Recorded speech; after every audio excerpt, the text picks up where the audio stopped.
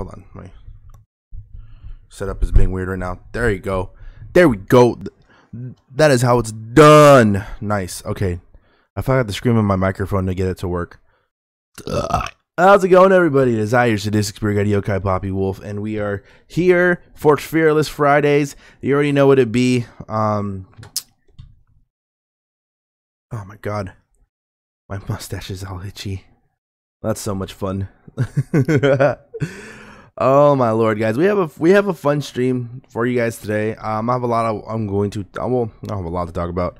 I do have 3 things I'm going to talk about today, so be on the lookout for what we're going to go into. I have 3 videos for us to watch, 2 which are going to be about the topics we're discussing. So be on the lookout for that. Just saying, you know what I'm saying? You know what I mean? I hope you all have a wonderful. I hope everyone is having. Oh wow! Sorry, my volume is going crazy right now. I'm so sorry about that one. I hope everyone is having a wonderful day today. I'm having wonderful times right now. It's Friday for me. I don't sleep until 2 o'clock, 1 o'clock because I gotta go pick up my brother later. So yeah, let me just jump into my VC. There we go. Is my other counterpart gonna pop up? No, it's not, because I think I have that muted. Wow. Okay, so things I want to talk about in today's stream. Let me discuss the topics with you, and then we're gonna, before we go into the full topics, I want to tell you what we got going on for ourselves, you know, stuff like that. Can I edit this? No, I cannot.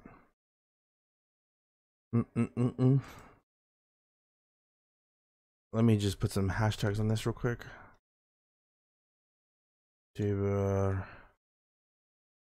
Spirituality. What else I want to put?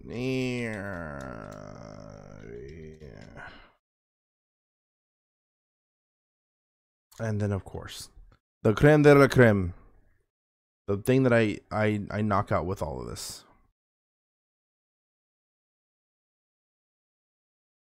But yeah.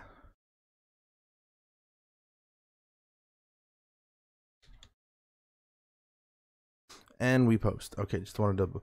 Okay, we're good. I don't think I have to do anything with that for a while. Okay, I think we're ready to talk about some topics today. I'm excited. I do have my Discord open for anyone who wants to jump in. So we might get somebody to jump in. We might not. We'll see how it goes. But yeah, guys, spirituality. It's Fearless Fridays, where we talk spirituality in all regards, whether it being the mysticism, the idealism and philosophies, the horror nature of it, such as like ghosts and the paranormal nature of such things, etc. So today's topics, I picked these topics because I thought that'd be fun to talk about, and there was something I wouldn't say I'm dabbling with, but something I constantly I wouldn't say talk about, but have some experiences with. And so the topics we're going to be going over today are the attraction of empaths, which is something that is very relevant to me since IRL, I'm actually an empath.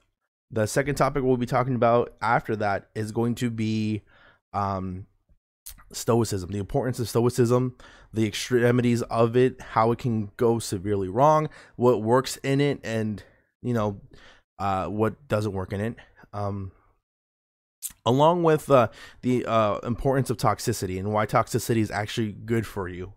And yeah, as much as that sounds like it's a meme, it's the phrasing of it is memeage, but there is some actual there's some actual truth to it, and there's a lot of importance to that I am going to relate to a popular video game franchise. So yeah, so you already know. You already know today is gonna be one of those days. It's Fearless Fridays, babies. You already know it's gonna be. You already know. But I do want to pose a question for people in the beginning of the stream. That way, if you know they replay this, they can ask themselves this, and that is it better? Okay, how about what's a good question to ask you guys? Okay? I think I found a good question. I don't know. You know what? Fuck it. No question. I don't know what to ask you guys. I guess I can make it simple. Like, if you guys had overall control of how you react to any given situation, would you prefer to act emotionally first or logical first? And that really doesn't make any sense because I feel like most people would put logical, but I'm curious to see if people would pick emotional because I want to know what type of mentality that they can, you know, deconstruct an incident that happens with emotion. But yeah, okay, let me put my music on. So let's get the music on, the background music. It's not playing. I don't know why. Okay, let me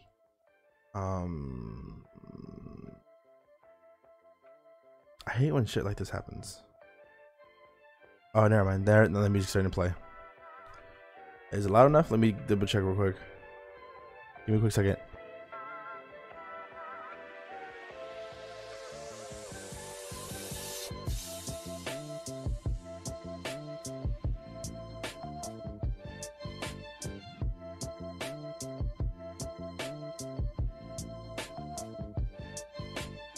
I think the music's loud enough now.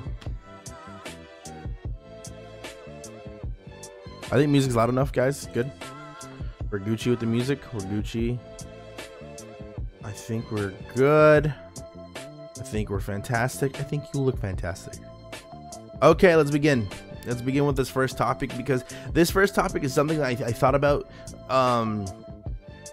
going out and giving you some personal experiences with myself as an empath. I find it interesting how individuals can be drawn to me and very much just find themselves going, I don't know why, but for some odd reason you are, you know, just interesting. Like it's almost like an it's a common occurrence in my life. Why am I talking like this? It's a common occurrence in my life when going out, I run into interesting, or I don't run into interesting individuals. I'll run into individuals that find me and kind of give me the whole 1 2 1 2. They'll be like, oh, something about you is drawing me to you, or they'll be talking to me like, I know for some odd reason that talking to you was going to be interesting. And I can't say I'm surprised now. Before I used to take that as a huge compliment because I thought, oh wow, they must notice something special about me. And don't get me wrong, I still take that as a compliment when people notice it, but it happens so often now that I wouldn't say I've become numb to it, but I've come to expect it. It's one of those things where I understand why people are going to you know, come into my they come into my own energy and they start talking to me like, oh, like for some odd reason I just feel warm with you, I feel comfortable with you, I don't feel any type of reservation with you, like I don't feel like I should not trust you. And that's a very good understanding, especially for someone who constantly tells people he's a bad guy. I can tell 100 people I'm the bad guy, and I feel like 95 of those people will be like, you're not a bad guy though. Like they just know it, they can feel it in me. And I often find myself drawn to people who have similar attributes to me, similar abilities, similar empathic traits. Not empathy traits, empathic traits, and such as like they are able to feel things a lot stronger than most people. They can not diagnose me, but they can identify me as someone who isn't average Joe schmo. Like they're like, you know, something about you is different. Like I feel like I have to pay attention to that. It's a very much a current thing. Yo, thank you so much, Crazy KZ Productions, for rating me with 9 people. Thank you all so much. We just started the stream. We are talking right now about the empath attraction traits. Why empaths are so crazy raid. I can see that. I can see that. Thank you guys so much. Thank you for coming in. We're talking about empaths and why empaths are very much so alluring, so attractive, and the importance of it. I was giving a personal experience how, as an empath myself, I often come across a lot of different people who are either similar in traits with empathy or empathic traits, or they very much find my empathic traits alluring to them. So awesome. Thank you guys for coming out. Shout out to you, the savory chicken, the Chiquita herself. Shout out to you, Maddie Byrne. All you guys are badasses. You guys are killing it, joining, hanging out with us in the pack. I fuck with each and every one of y'all. You guys are so dope. So I actually have a video lined up for us. I took this a little seriously. I don't know why, But I have a video lined up for us for people who are interested in spirituality talks. Please kick back and relax. If you're not really into spirituality, but you're kind of, you know, you want to dip your toes in, I very much can accommodate those toes by sucking on them. No, I'm not gonna say that shit. Okay, let's go. So, but I thought you were toxic. I am toxic. And the third talk, so my topics for this stream are gonna be toxicity is one of them. So allow me to explain, like, empath and attraction is my first thing. My second one is stoicism. The second topic we're talking about is the importance of stoicism and what stoicism is in an extremity way, and of course in a basic necessity way. And then the last topic we're talking about is why toxicity is important. And I'm actually linking toxicity to something that's very fun. I'm linking into the game Persona 4, in which it's gonna all come into hand. It's all gonna come together, and I think most people have to just stick around or just watch the VOD when I end up posting it on YouTube, because this content, it's gonna be good.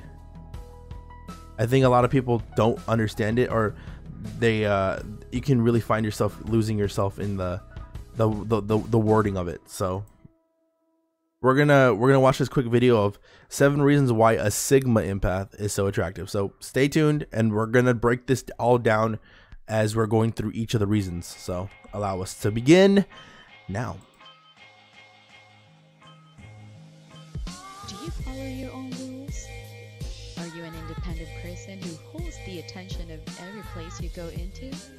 Perhaps people see you as intimidating and might not know how Let me know to how the deal volume with is, your guys. great personality. I find you intimidating. If you have noticed this, you could be a Sigma personality. What if, at the same time, you can also unknowingly adopt the emotions and feelings of others? If you can perceive the underlying motivations of other people's actions, intentions, and desires, you could be an empath. In this case, you could be both, a Sigma empath. In a sense, consciously or unconsciously, Sigma empaths can tune into other people and deeply understand them emotionally.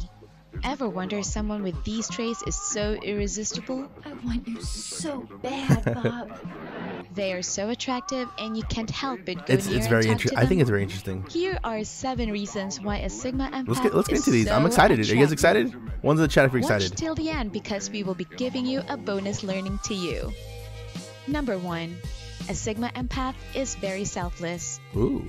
Some people only consider themselves. As Sigma empaths, on the other hand, often tend to completely neglect their own needs. In many instances, Sigma empaths are so concerned with the well-being of others. I care for you. They totally forget to Hey, take care of Clark Kent. themselves. Seldom, Sigma empaths may become so absorbed in a philanthropic project that That's all they good, no worries. disregard completely anything else, even if it causes them serious difficulties. I am sad. Number 2. A Sigma empath connects with others. So when it comes to Sigma empaths, one thing they said right now is it's selflessness, and I'm gonna tell you why selflessness is important for an empath. It's the idea of the greater, the idea of I can feel everybody's emotions. I'm translating them onto myself, and I know that my my problems, or very much the things I am going through, are not like we are very much selfless. Like, you could be going through a bad breakup, but for some reason your friend might be enduring something more serious or something like a little less serious. You will prioritize your friends' well-being first, because at the end of the day, as somebody who understands and is in tune with your own energy, with your own emotion, you feeling the other person's emotion, you can kind of help them guide your path. It's the idea. It's kind of like what Iroh says to Korra. He goes, sometimes the best way to find yourself is helping. The best way to help, was it? The best way not to get lost is to help somebody else find their way. And it's very much that. Sometimes what we can do best for ourselves is being selfless. Sometimes by helping another, we can help ourselves. And I think that's one thing why empaths are mostly on a very more spiritual plane, is because they understand that in a greater sense. They understand that, you know what, if the best way for me to get in tune with myself is to help someone else so I can help myself later. You never know what somebody, you never know what you can achieve by helping somebody else. You never know what can occur. And sometimes that's the beauty of understanding emotion to a degree. You can understand yourself to a T, but by helping somebody else understand themselves, they can give you some clarification. All right, let's go to the second one. I'm actually interested. The second one is a Sigma empath connects with others instantly, which is something I have a personal experience with. Others instantly. A Sigma empath person is I'm gonna drink very some water. skillful at connecting with others. In a sense, they connect with other people in such an exceptional and intense level in such a brief time that others may not be able to follow their pace. At the same time, they may connect immediately with others without notice. Connect with you fully. For this reason, these people may feel as if Sigma empath is too fast to link with them, which utterly feels strange. Yep. How about you? What was your experience dealing with a Sigma empath? Do you prefer to connect with someone at a steady pace? Or do you choose it quick? Number 3. See, I wouldn't say it's a good thing all the time, but it is a powerful thing as an empath, is being able to constantly, like, 1 minute, literally in seconds, meet a person and bond with them in a strange way. For some odd reason, you connect with them knowing how they feel. You're in tune with them in a way that usually takes time for regular people. And I think what makes that dangerous, and then it can be a good thing in helping you understand people, but what makes it dangerous in the long run is you can connect with people who are not the best for you. And by that is, there are some people who might feel that connection and kind of feed off on it. Like they become very selfish with your energy. They want it, they want to hoard it for themselves, and that's something no one wants to be around. That's how you get toxic friends, that's how you get used, that's how you, just their presence alone makes you feel uneasy. You feel this drained anxiety all the time. You feel like you're having to be a pleaser. It's not the healthiest. What it does help you though in certain situations though, what I personally, for me, is I often find myself, how do I say this, when I go out to the clubs or I go out dancing, sometimes I prefer going alone because I like being towards myself. I'm a very extroverted introvert. I like being out and about to myself, and often I will be having a fun time and somebody will come to me and go, hey, like, what are you doing? And I'm like, I'm just enjoying myself. And they'll be like, oh, and then they want to talk to me, they want to engage with me, and then we really get a click, and they're like, I want to hang out with you the whole night. Is that okay with you? And I'm like, yeah, I'm not got no one else to hang out with, so hey, I'm with it. And that's a big thing with making instant connections, is you really can bond with people quick. And I think that's a beautiful thing, but it's also a very dangerous thing. I just always tell people to be very cautious on who you connect with. And I won't lie, there have been moments where I've connected with people who are very draining and they want more of my attention. They want to take me out, like, let's go, let's keep going, I don't want to stop, and it just can get very bad. All right, let's go to the next topic. Sigma empaths are independent. Hey, we just talked about being extroverted introverts. 3. Sigma empaths are independent. The main trait of a Sigma empath is self-sufficiency. I work alone. A Sigma empath does not rely on others for their pleasure and satisfaction. A Sigma empath does precisely what they want to do. This means they're really flourishing on their careers and professions. They also have respect towards their friends and co-workers. A Sigma empath declines the social hierarchy and does not get swayed by others. In a workplace, I love a this. Sigma empath will stand up for his beliefs and make his voice heard. If you are a Sigma empath, do you occasionally get called bossy by your workmates who can't handle a powerful and independent person? In the office, are you the one who makes the call to have changes? They tell me I'm very If so, domineering. You I've may been told be that. a Sigma empath. Their self-sufficiency also means that they are comfortable, both personal and in a relationship. A Sigma empath does not rely on other people for their happiness and knows that life is what you make it. Sigma empath knows that there are so many unique experiences to have alone.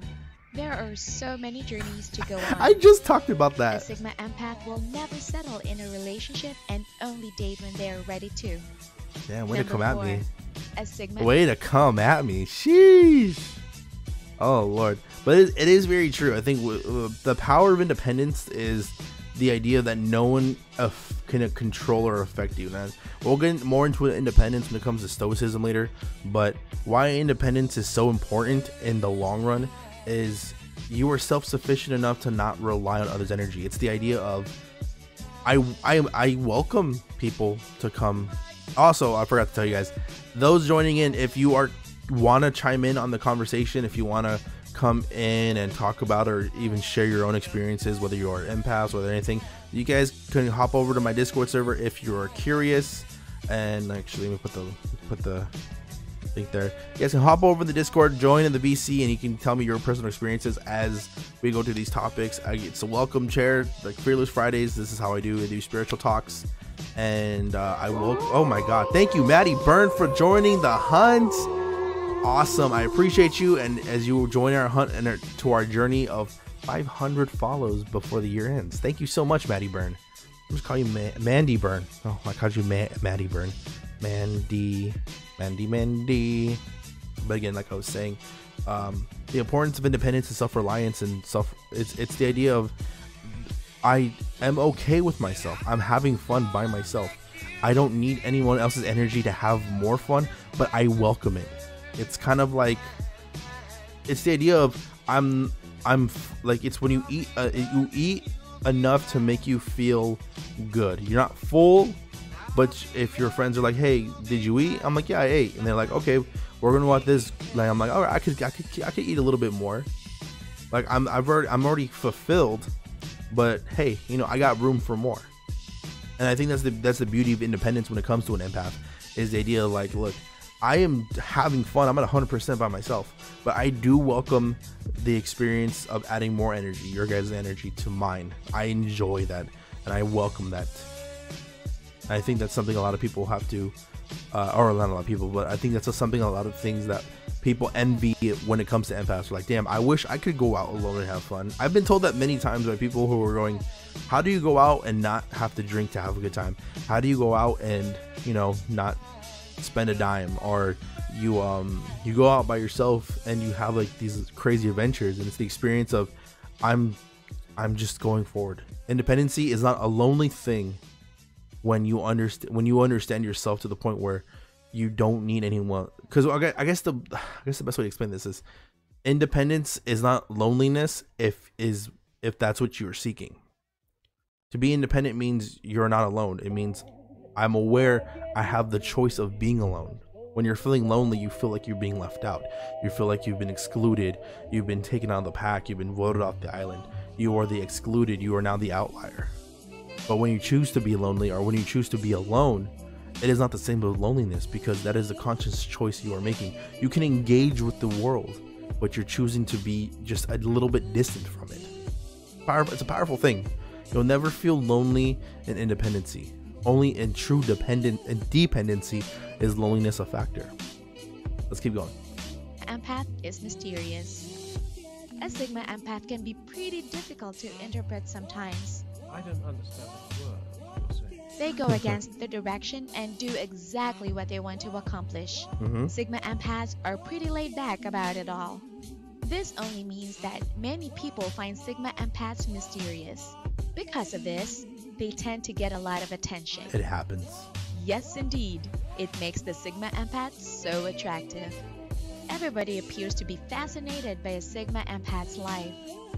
This can be a bit irritating if you are a Sigma empath. Numerous people don't really understand them because of the mysterious energy of a Sigma empath. Some people like to fit in boxes, and when Sigma empaths reject social standards, other people might respond intimidating. That's a fact. You're so good, it's intimidating. This can be a cause of conflict and stress in a Sigma empath's life. What do you do when this happens in your office? Perhaps coworkers and acquaintances try to make things difficult for the Sigma empath, simply because they don't like how they act and how they live. Word of advice: continue doing what makes you happy. This is very factual. Number 5. They don't follow trends. See, this one is a little bit more relatable in the terms of like working and just in existing in general. As we all know in a community such as the VTuber community, or just in general any community that you're a part of, you can never make everyone happy. In fact, I just saw drama earlier with a friend of mine who was going through so much drama over past mistakes, and I see him constantly trying to he's doing a lot of backpedaling and a lot of excuse making, and although I understand his why he's doing it and the effect of which he's trying to accomplish, I can see why it doesn't work. And it's the idea of, you have to understand in a world where you can't hold your ideals to a degree, and if someone breaks those ideals or someone hurts those ideals, be friends with them in a sense. You know what I mean? It's very tough. If I think, you know what, I don't like cheaters, but my best friend cheats on women all the time, then I'm just setting myself up for failure. I'm gonna be in exhausting situations like that. You know what I'm saying? No, why I love the fact that they talk about why being mysterious is so alluring. It's the idea of it's the idea of the supernatural. It's the idea of, like, for some odd reason it's almost mystical for the reason why this person is attractive, why this person's alluring, why this person's this, why this person's that.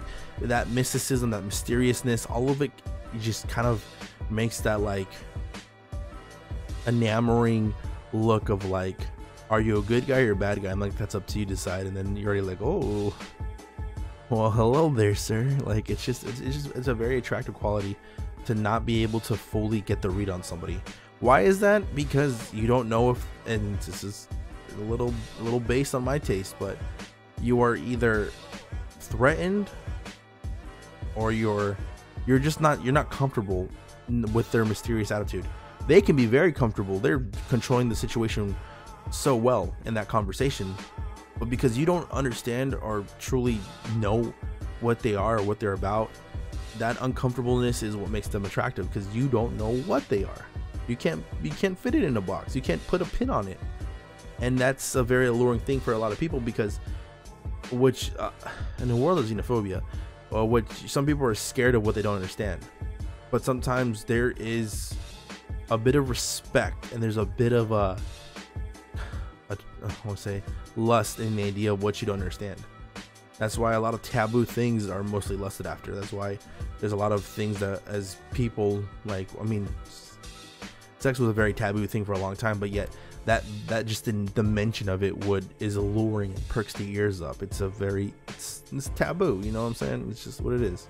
Let's continue this video. I like this. I'm liking this video a lot. How do you guys feel about this video? Feel like it's accurate? In a world of social media, active fashion, and new trends, a Sigma empath will never follow the pack. When it comes to style, a Sigma empath will wear exactly what they desire. Hell yeah. Whenever they fancy it. Whole lot of red Sigma gang over here. empath will not buy something just because it is in the trend. Instead, they buy something because they need it and wish to have it for a long time. Usefulness is essential to a Sigma empath. A Sigma empath is always positive and happy in their skin. Hell yeah. Using what they want and styling themselves however they wish. Sigma empaths are not hesitant to try out unique looks or absurd throwback styles. That's the way we do it. What Sigma empath I get wants, you. a Sigma empath follows. A Sigma empath will often be a bit of a pace setter in their field. Thus, a Sigma empath does not post much on social media. I tried to post They a may lot. use it and sometimes lurk about, I gazing try at to other people's content. post a lot. They are making their own stuff, which is most likely very distinct from most people. How about you? What do you prioritize doing? Number 6. I see. Yeah, it's definitely very, very true. Trend is an interesting thing. If you guys know me in real life, you guys don't know me in real life. Why am I saying that? If you guys ever get the chance to see me or like get a peek into my life IRL, you guys will know I wear nothing but the color red. Most of my closet is red and black. Even my color scheme is red and black. But my style is a very mixture of a lot of things. A lot of people have always complimented me on my style because it's not the normal thing. In a world full of outrageous, crazy things that Kanye West makes, and God Balenciaga and Gucci and everybody else that releases stuff, my style is very much it's an accumulation of everything that I've been. I love hip hop and rap. I love looking bougie, but yet I love dark styles. I like gothic and emo like styles. I like having dyed colored hair, black nails. I'll wear skinny jeans. I'll wear Jordans with my skinny jeans, or I'll wear like nice boots. I'll wear like a fur coat, a leather jacket. Like style, I would argue that my style is a very attractive style because it takes a lot of guts, and it also takes a lot to handle. I think a lot of people have told me I can never do what you do, and although it can kind of come off a little, you know, a little backhanded compliment, it's kind of true. I have a certain style that a lot of people would either think I'm, you know, a little, I swing the other way, or they think, hey, what the hell? What's with your style? Like, I can't tell. Like, are you like a goth dude, but you're wearing a cowboy hat and you're, you know, singing songs in Spanish? Like, what's going on here? Like, what type of person are you? Like, what is your main commodity? Like, what style do you belong to? And the thing is, I made my own style. I'm like a mixed martial artist when it comes to like putting my clothes together. Like, it's just one of those things where my style is just it's me. It's the wolf style, and I think a lot of people love and respect it to the point where like my friends, anytime my friends wear red, they're like, yeah, we with that Poppy Wolf style. I'm like, yeah, boy, you already know what it be. Yo, so it's pretty dope. I've actually gifted people my clothes. I gifted my homie one of my blazers. I've gifted my shoes away. I've gifted my old leather jackets. They're all in red. It's kind of funny when my buddy wears it and he's like, I'm on that Poppy Wolf style, and he's like, I get compliments like crazy about the red jacket. I'm like, that's my energy, buddy. Like, he's complimenting me by doing me, or like not copying me, but interpreting like God English interpreting me through you. So yeah, I love it a lot. Keep going. Sigma empaths, innate desire to better the world. Sigma empath as an innate desire to better the world. Now this is a big one. Many of the actions of highly empathetic people like the Sigma empaths are driven by their wish to make the world better. Sigma empaths spend a lot more time with projects of a philanthropic or generous nature than on more self-centered projects. For most people, if someone you see is doing this, is it not attractive? You are the most attractive. Number 7. Sigma empaths are highly creative. So, a Sigma empath is very sorry about creative. that.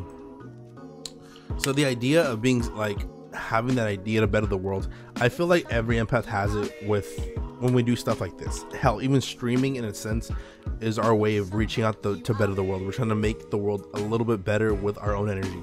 Whether that's me talking about spirituality, whether that's other people making other people laugh, comedians, like we do it in different ways. We're entertaining people, we're distracting people, we're kind of just existing in a world where not a lot of people are going to be happy about the things we do, or maybe they don't understand what we're doing.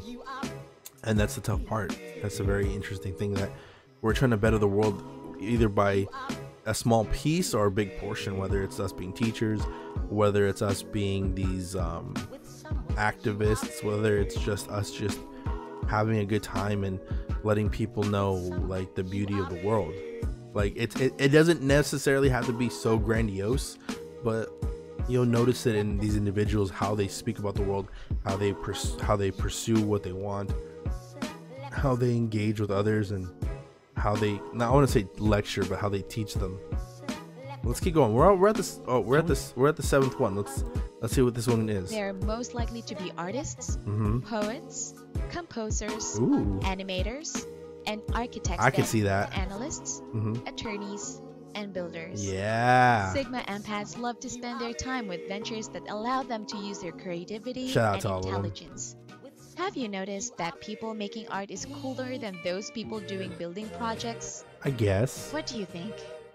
Oops, it's not over yet. Subscribe to our channel and give this video a thumbs up. Here's a bonus one for you. Sigma empaths have strong connection with animals. Yes! Another charming trait of Sigma empath is attaching more deeply with animals and nature than most Hell others. yeah, we love animals They here. genuinely love the well-being of animals. Sigma empaths even experience great hurt when they see animals in pain. I know how that This feels. is very I fascinating love trait animals. Sigma empaths have. Do you find someone who is caring for I love pets animals. attractive? There are so many great features and qualities of a Sigma empath. Their self-sufficiency and views towards society are things to be impressed by. If you are a Sigma empath, know that you're paving the way for other vital and free people to be who they really are. Follow your own track and do not let society tell you what to do. Enjoy the journey you are on and have Empaths, interesting. We'll go into the second topic later soon. But no, guys, I think we can all agree that video was actually really good. I actually liked it a lot. Go, you know what? Do me a big favor, y'all. If you guys like that video, go and check them out. That is, they're gonna be Discover Empaths. Give that video a like. I think they're a cool channel.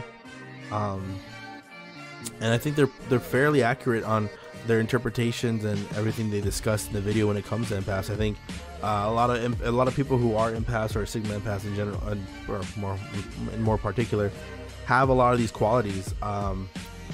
I don't know about you, Savory. I know you said you were an empath, but personally for me, like, a lot of those things are accurately relevant. I find myself, I wouldn't say I'm artistic, but I do find when it comes to constructing something, there is this idea of like putting your energy into something that's almost like creating a new life. It's creating something, putting your essence into it and allowing it to live, whether it's your art, whether it's your editing a video or something like that. You're putting something into it that you're enjoying out of it. I think it's a very lovely thing to be artistic. And then the whole animal thing was a fun little thing too. I find myself in love with animals, very drawn to animals. I think most empaths are, because there's this idea of companionship and undying love. It's one thing I've always said when it comes to people who have pets, like especially dogs. Like, to that dog you are God, to that dog you are life, to that dog you are breath. Like, that dog will die protecting you if your life was in danger. Like, the loyalty and companionship of an animal is one of the most beautiful things in the world. To have somebody at that level of, like, not even worship but admiration is beautiful. And I don't want to get emotional. I was about to talk about something like very emotional, but I get very heartbroken when I find out people mistreat their animals, and when people sorry, excuse me. I'm not trying to get sad or anything, but I get very emotional when I hear stories of like people who have lost their animals, or maybe their animals got displaced because of a tornado or something, and you know, they never get the chance to see that animal again. I think one of the most heartbreaking videos that I've ever seen is this video of this little boy who he missed his dog, and luckily the dog ran away, and during Christmas Day, I believe, or Christmas Eve, they found the dog and they surprised him with the dog. And the genuine tears and sadness and happiness in this child's voice like breaks my heart, because I that feeling of being lost without something that you've spiritually bonded with, especially an animal, is so powerful and it's so beautiful. I think if I watch this video I'm gonna cry, but I think I gotta watch the video real quick. Oh my god.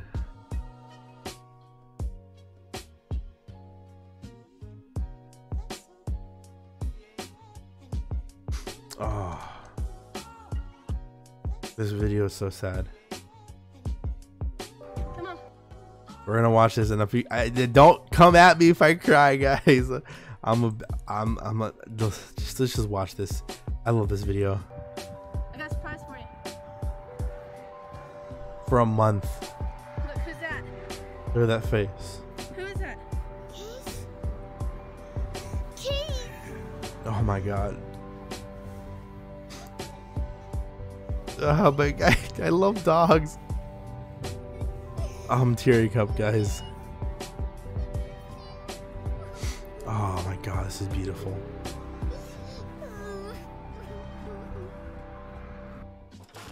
That alone makes me feel so many things.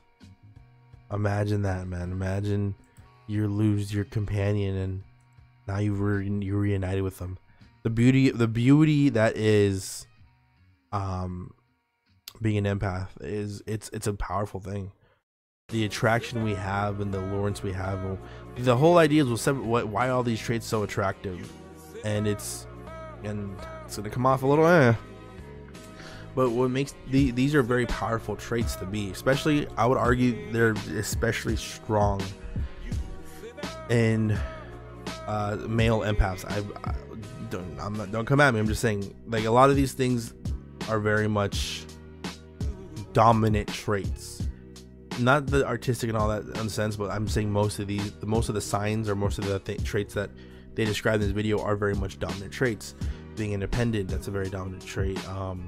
Of course, what else did we talk about? Yeah, there was, like I said, a lot of things that are being said in this video that I was very happy about, and I was 7. yeah, like the selflessness is a very powerful thing. The interactions, the independence, the mysteriousness, the not following the trends, the desire to be better, like all these things are very much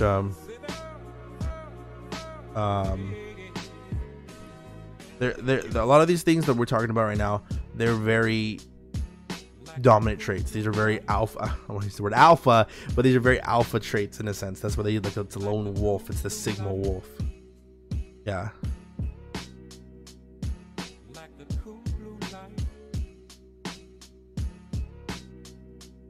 I'm sorry. A friend just messaged me about something very tragic, and I just want to let her know I'm here.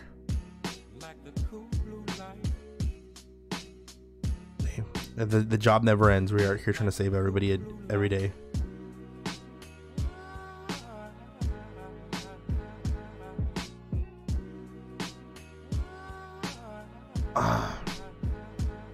Very emotional right now because of the whole video. Don't come at me, guys. But continuing on with empathic traits, like, again, the lureness of it is a very powerful thing. I think I would love to hear Savory's points, but she's quiet right now, so I would ask her, Savory, would you have any IRL experiences or any experiences in general with being an empath and having this enamoring presence, or this alluring presence to the point where a lot of you feel like people are drawn to you, or you feel like people are flocking to you? Get it? Because you're a chicken. I had to. I just wanted to put that joke out there. But yeah, if you have any like situations that are very similar, I would love to know. I would love to hear about them too. And yeah, the Discord is there if you would want to jump in the call real quick, or if you can't, that's perfectly fine. But yeah, I'll leave it open-ended for a minute while, if you are typing, or maybe you're away from your computer, I don't know. It's an interesting thing, being able to instantaneously vibe with somebody, being able to it's almost like you've downloaded a PDF file about them, and you already know how they move, how they work, and everything else. Like, you've read their instruction manual, so you know how to navigate with them. But it's so natural. It's almost like it's instantaneous. It's almost like you touch it's like Abraham's powers from Hellboy. You touch them, you know everything about them, so you know how to navigate the conversation. Now, I will say, if you're not the best type of empath, if you're like a very dark empath, you know how to use those things against people, because again, that's manipulating. You know how to use it for your own self rather than the betterment of them. And that in itself is a dangerous topic to be around. But no, I think I can agree with my idea that being able to read somebody and being able to gel with them and just know them to a fast degree it's a beautiful thing, but not something I want to encourage in people who aren't the most experienced about connecting with people and being an empath. It's a danger. I would argue it's a dangerous thing. I would argue people who are getting into their empathic abilities, or who are interacting with empaths, to just, give them an according amount of space. Don't hurry the rhythm, and just be mindful of how you move and how they move. Yeah, I think that's a good thing. I really liked a lot of the traits. I think my favorite trait out of all that from the video was the independence. And the reason why I think I like the independence so much is because, again, like I was stating earlier, like as a person who loves loves being, who is an extrovert and introvert, I find myself like I said, I find myself being quick and very enamored with the way be enamored with my own independence. A lot of people think, why are you enamored with your own independence? Why is that so fun for you? Why is it so alluring to you? Why is it so like, what is the point of it? And it's the thing that, if you really think about it, I don't need people to have fun, but I have fun when people are with me, or people have fun when they're with me. I'm not depending on anybody else's energies to complete me. I have my own energy is sufficient enough to complete me. I'm self-sufficient with my own energy, that it's amazing. So when I'm added with something else, it can only be joyful. You know, it's one of those things where like I'm ice cream in itself. I'm like, you're like a whole, like you're a whole ice cream, your whole bowl of ice cream, and everyone else's energy is just extra toppings to make it more delicious. Ice cream by itself is very fucking delicious, but when you add in toppings, it makes it more delicious. You know what I'm saying? And I think that's the idea of self-sufficient energy, and why independence is important. It's independence is like a bowl of ice cream.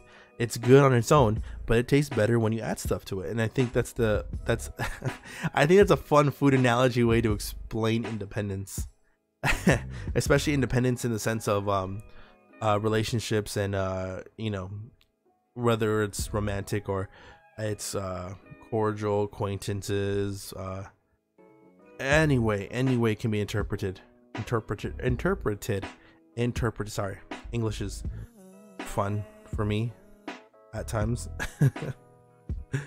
But yeah, I think we can all agree to these things. I think we all can agree the beauty of independence is, it's a bowl of ice cream that just gets better when you add chocolate syrup and sprinkles and cookies and etc. etc. I'm fat as fuck.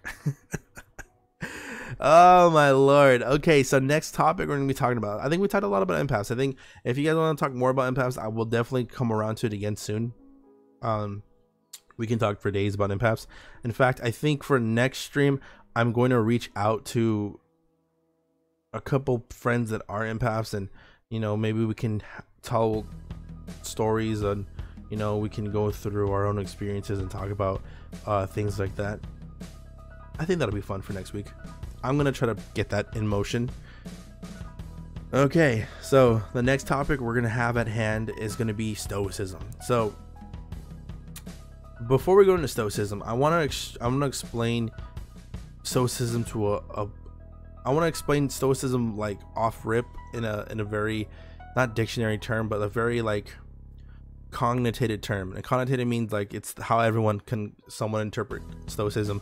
A lot of people can interpret Stoicism as just not letting things get to you. Like you're emotionless. It's usually what it's cognated to, is like you're an emotionless person. You don't let things get to you.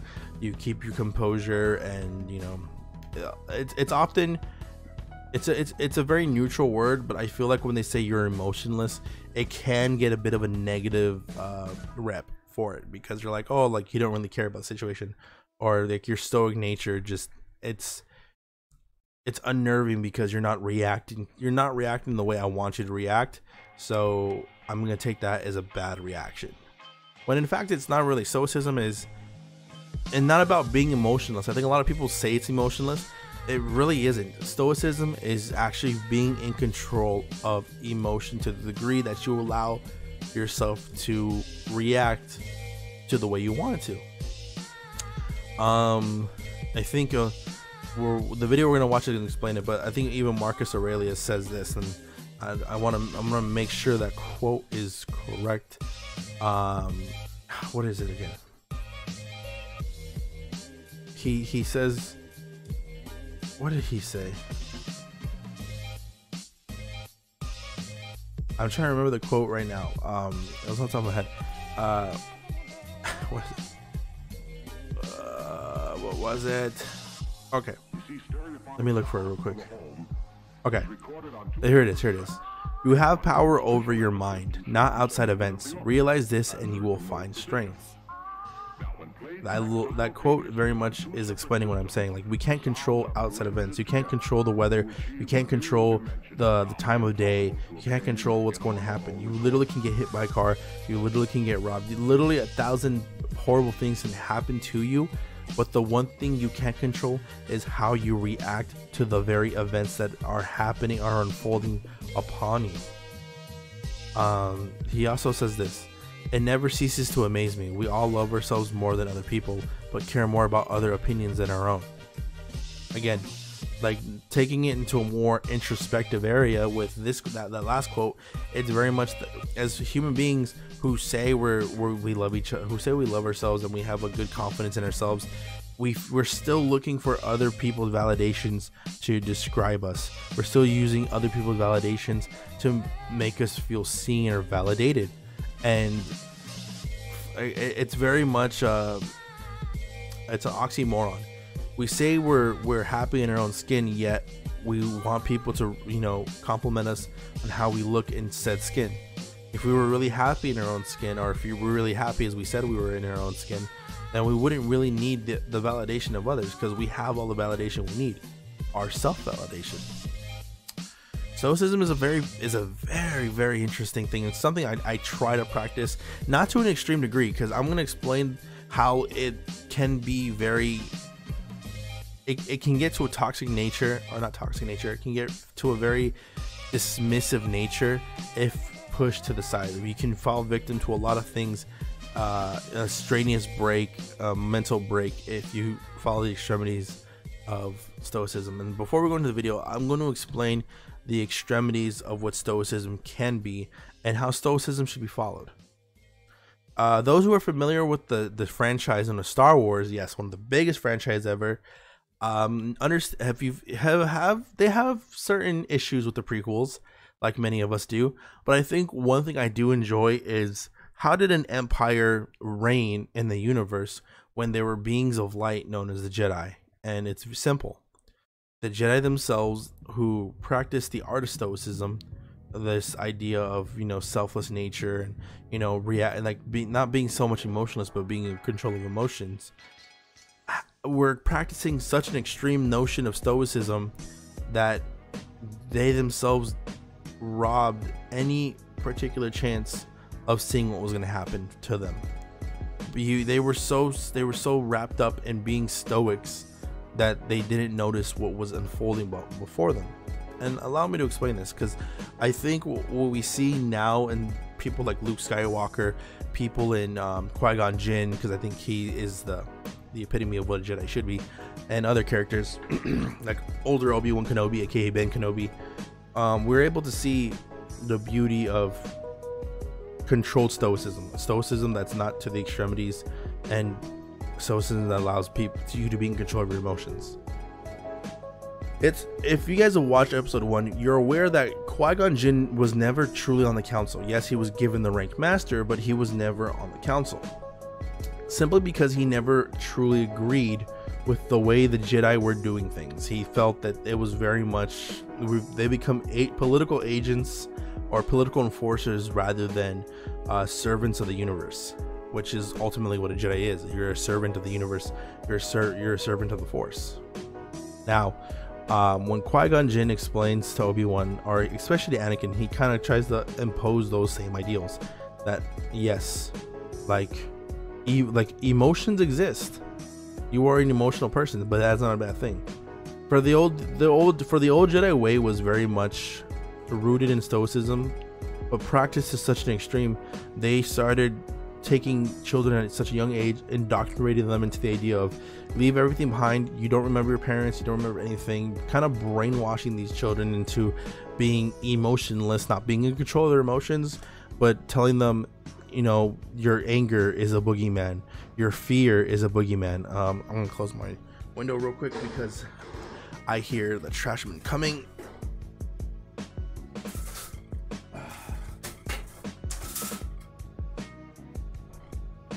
And it can get quite annoying for me.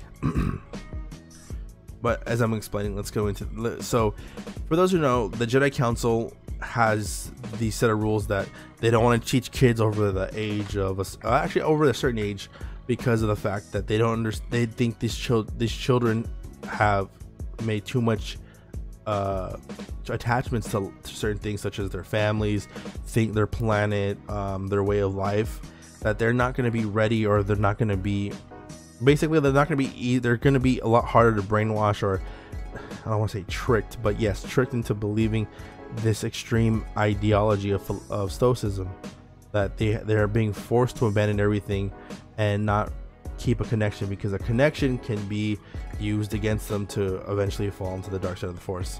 Which, again, you've made emotion a boogeyman. You've not truly taught them how to control their emotions. You've kind of taught them to make a barrier, like there's a wall. You didn't tell them how to, like, it's like you keep a dog, you put a sign that says keep the, beware a dog bites, instead of reprimanding the dog and saying, no, the dog will not bite you, the dog listens to me. You didn't make them able to control their emotions. You made them close them off and not ever entertain those emotions, or like anytime they got close to feeling emotions such as anger, fear, anything like anything extreme like that, you're like, oh, we're getting too close to emotions, let's just back away, let's not feel anything at all. And like, for a better word, that became toxic. By not allowing these people to feel anything, by making a boogeyman out of emotion, the Jedi Order ultimately had flawed stoicism. By having such extreme stoicism like that, you're not really fixing the problem. You're basically putting a band-aid on it and saying it's better. You're not fixing the bone, you're just hiding it. And that's what really led to their downfall. And if you watch Star Wars Episode 1, you can kind of see where it's beginning. In Episode 2 to 3, like when Anakin needed that support, when Anakin needed to control his emotions, when Anakin needed to find someone who could hear him out and really understand what he was feeling, he couldn't go to the Jedis. He went to Yoda, he went to Obi-Wan, he tried to reach out, and he was dismissed. He was dismissed by a person he considered like his big brother. He was dismissed by a person he considered the wisest Jedi of all, and the only person who was able to offer some resemblance of a hand or care was Palpatine. Palpatine, who was very much rooted in the dark side of the Force, who understands his emotions and kind of played on that naivety of like that need for someone who understands emotion to come into my life. And that's why Palpatine was able to control Anakin Skywalker so easily, is because he understood the flawedness and the extremities of the Jedi Stoicism and was able to play on that for his own benefit in getting Anakin Skywalker on his side. That is the problem with extreme Stoicism, is to practice, if you put it to so much, if you put it to a T, if you put it to such an extreme level, it's going to put so much pressure and tension, it'll snap. Anything like that, anything practiced in such an extremity will always break somebody. It's like putting 1,000 pounds of pressure on a pencil. The pencil is going to snap. It's going to snap. You need to be able to you need to be able to have a balance of, not being too lenient with an ideology, but not being too extreme with it. And I think that's why every Jedi that comes after the prequels kind of finds that path. They find that idea of like, look, I am a human being. I'm going to feel hate. I'm going to feel sadness. I'm going to feel fear. That is not a boogeyman. And that is exactly what Qui-Gon was trying to impart on the Jedi Council, was fear, the dark side, emotion, being basically a slave to your emotion is very much a part of us as, being emotionless. You can't be a robot, but you cannot be a force of nature. You have to be in the middle. You have to be aware that if I go out of control, my emotions can go haywire. I can do horrible things, and I will do those horrible things. I'm aware of it. I feel it, but I choose not to act on it. And that is the power of Stoicism, is being put in a situation and choosing, after allowing yourself to feel that emotion, choosing how you will react to it. I stub a toe and I scream. I'm angry. That is my reaction to it. But if I stub my toe, and with a good practice through stoicism, if I bite my toe, I can choose what I do. Do I curse as I scream? No, I don't want to curse. I'm going to laugh it off, because to me it actually is funny. There's a lot of power in that, and I think and again, that's what makes I don't know if anyone has seen the ending of Kenobi so powerful, is that Obi-Wan understands you can't indoctrinate these kids into being emotionless beings. They are ultimately going to feel emotion. The dark side of the Force is very much a part of the Force, is the light side of the Force. They're the same thing. And if you denounce one, you're giving power to another, and it's unbalanced. Remember, balance of the Force is ultimately a Jedi's job, and I think that's why when it comes to someone like Qui-Gon Jinn, he understood that. He understood that, yes, emotion is a human nature. It's a living thing in us. To be a slave to our emotions is a very much possibility, but again, it is not end all be all. We are not born to be slaves to our emotions. We are born to be in the control of our emotions. If we become slaves to our emotions, it's because we allowed ourselves to be slaves. So let's go into this video with this stoicism becoming undefeatable. I really like this video. I stumbled upon it the other day. I think each and every one of us can learn something. So grab a popcorn and let's enjoy this. I'm excited for you guys to watch this. In the city of Cyprus in 300 BC, there lived a very wealthy trader called Zeno. Cyprus. While on a voyage from Phoenicia to Piraeus, his boat sank, along with all of his cargo. Because of that single event, an event that was entirely out of Zeno's or anyone's control, this very wealthy man suddenly became poor in an instant. Imagine you were Zeno. How would you react to your entire life's work getting flushed down the drain by the sheer force of nature? What is the proper reaction? Would you be angry, sad? Would you feel life has cheated you? For most of us, these would all be normal reactions, but not for Zeno, the father of Stoicism. One small change lasts an eternity, and one small reframing of your mindset can cascade into larger and more impactful changes later down the line. The core of Stoicism is the very definition of acceptance and indifference. After reading the works of Socrates and other great philosophers, Zeno created and taught Stoicism. According to Zeno, although we don't have much control over what happens to us, we do have control of how it affects us, and we must use this control to great effect. Rather than crying over spilled milk, or in this case, drowned goods, Zeno focused on maintaining his composure over the situation, remaining calm and neutral, despite his predicament. Today, people inadvertently view Stoics as people who cannot be broken, people who don't often linger to the emotional extremes, going through things like fits of rage or bouts of anxiety. But the original idea behind Stoicism was much more than that.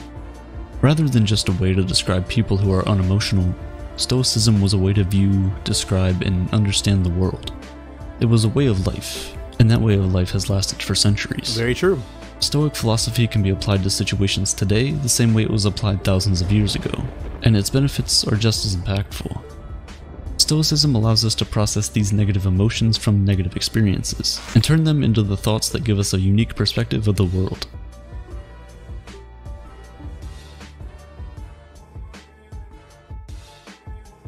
Perspective is everything, and everyone in the world has different experiences and thus different perspectives on things. Yep. Since the Stoics gathered, discussed, and taught philosophy in a public place, their general philosophy was widely known. What I love about Zeno, and I'm just going to say this, what I love about all philosophies such as this is, it's very much like a martial art. Well, martial arts is a philosophy in itself. So, what I love about philosophy and creating your own philosophy is you take what you like about another philosophy and you add on to it, or you mix it with something else you like. And I think that's why the idea of the Great Jedi was very much palatable to a lot of people. I don't think there's anything such as a Great Jedi, but there's just being a true Jedi.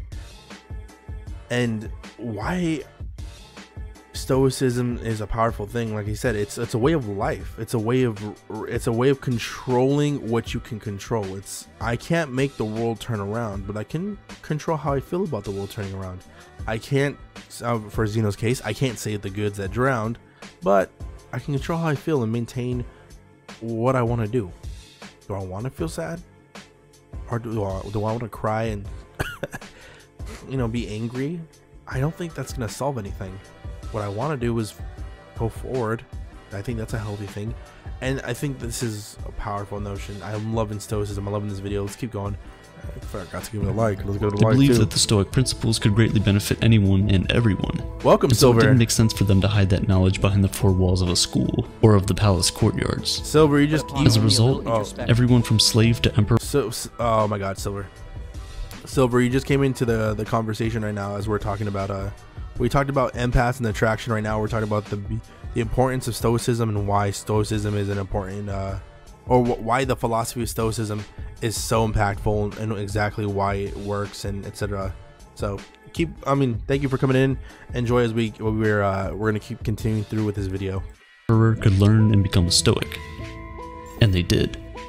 Some of the world's most notable Stoics include Epictetus, which translates to acquired, as he was once owned as a slave, Seneca, who was a well-renowned statesman, and Marcus Aurelius, a Roman emperor and one of the most powerful men to have ever lived. Crazy that the early Stoics practiced what they preached, avoiding all forms of segregation and leading the fight against inequality.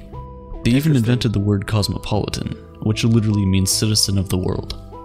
When people hear that word now, we think of cities like New York, Toronto, Dubai, and London because of how diverse they are. No, I totally This was the type of unity and togetherness that the Stoics preached. Even at a time when it wasn't popular, women were allowed to freely learn about Stoicism and become Stoics themselves. I believe it. So why do so many people adopt Stoicism as a way of life? It's control. In a world full of unexpected turns of events, our emotions can tend to get in the way of things. In reality, we don't really get sad because bad things happen to us. We get sad because unexpected bad things happen to us. Rain is a good thing. It helps to water our plants, provides water for livestock, and keeps the temperature cool and humid. But the truth is, when that dark cloud catches you outside without an umbrella, it's never a good experience. So why don't we start crying once it starts to rain? I can totally agree It's with that because one. although the situation is bad, we've learned to expect rain. It's something that is unavoidable. We can't control the weather. Although it sucks, the rain passes and the light returns. Stoicism teaches us that in the same way, we should expect that everything bad that can happen will happen. Yeah. Picture the worst outcome, That's and the be best we can content do. knowing it could happen. One of the Stoic exercises is known as voluntary discomfort, an exercise aimed at increasing feelings of gratitude. Sleep on the floor of your kitchen, taking cold showers when you normally take hot ones, eat nothing but potatoes for a few days. I did that with eggs. Things like this. This exercise helps you to understand that no matter how hard it gets, you'll still survive and potentially thrive if your mindset is right. Yeah, you can. By being able to withstand these uncomfortable situations, we indirectly prepare our mental for future misfortunes. With the current state of the world where advertisements are constantly being shoved down our throats, we're made to believe that if we don't have the next best thing, look a certain way, or make a certain amount of money, that we will never be happy. This message is more important now than ever. We enter the world not knowing much of anything. We grow up being taught things at home, in school, and by observing the world for ourselves. Exactly. The thing is, a lot of times, all three of these sources of knowledge teach us in different ways. The question is, do we need to internalize all of this knowledge?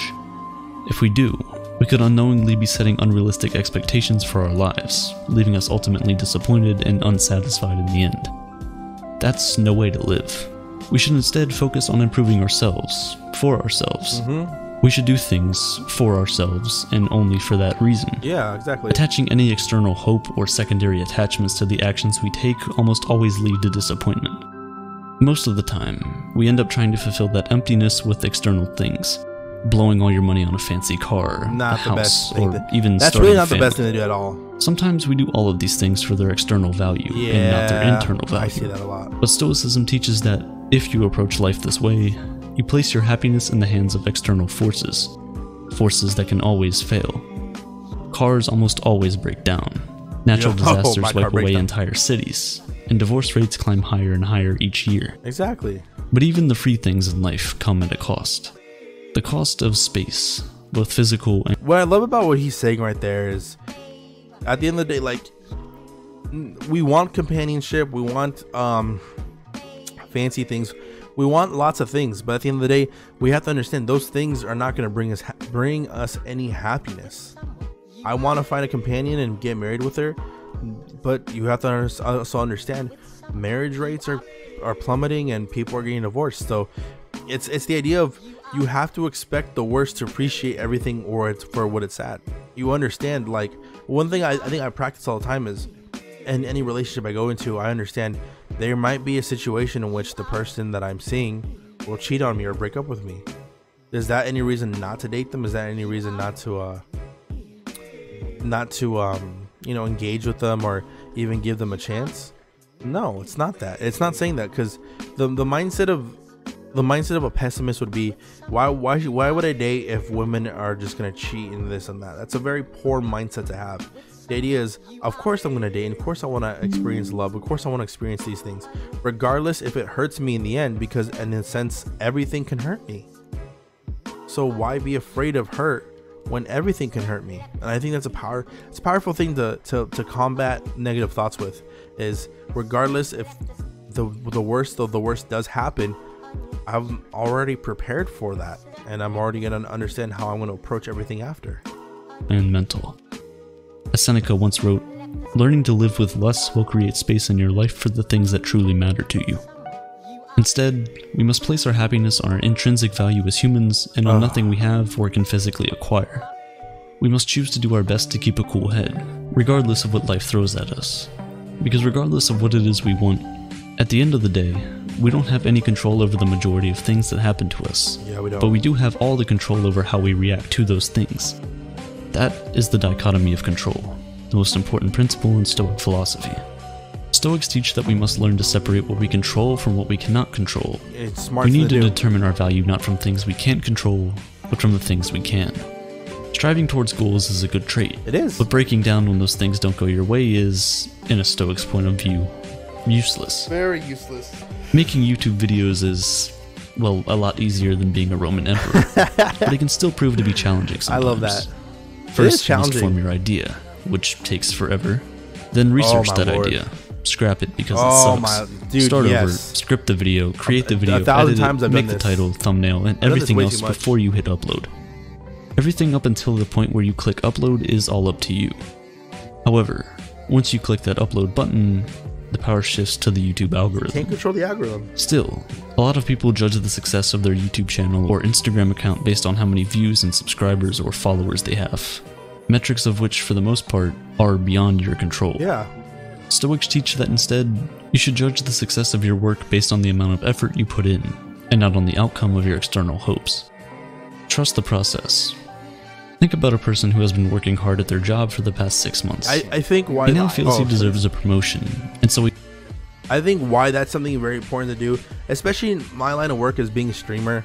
Well, I'm not a professional streamer, or I guess I can kind of confine myself. I don't know, but look, when it comes to working on anything in life in general, you can't go in thinking with numbers. I can't tell you how many times I see a person, a fellow VTuber, a fellow streamer go, oh, I'm not getting the numbers I wanted, or I'm not getting this and that, and because I'm not getting this, or because I'm not getting noticed, I don't feel like creating anymore. And I think that's the biggest flaw in that aspect is you're not creating for yourself. Then you're creating because you want others to notice you.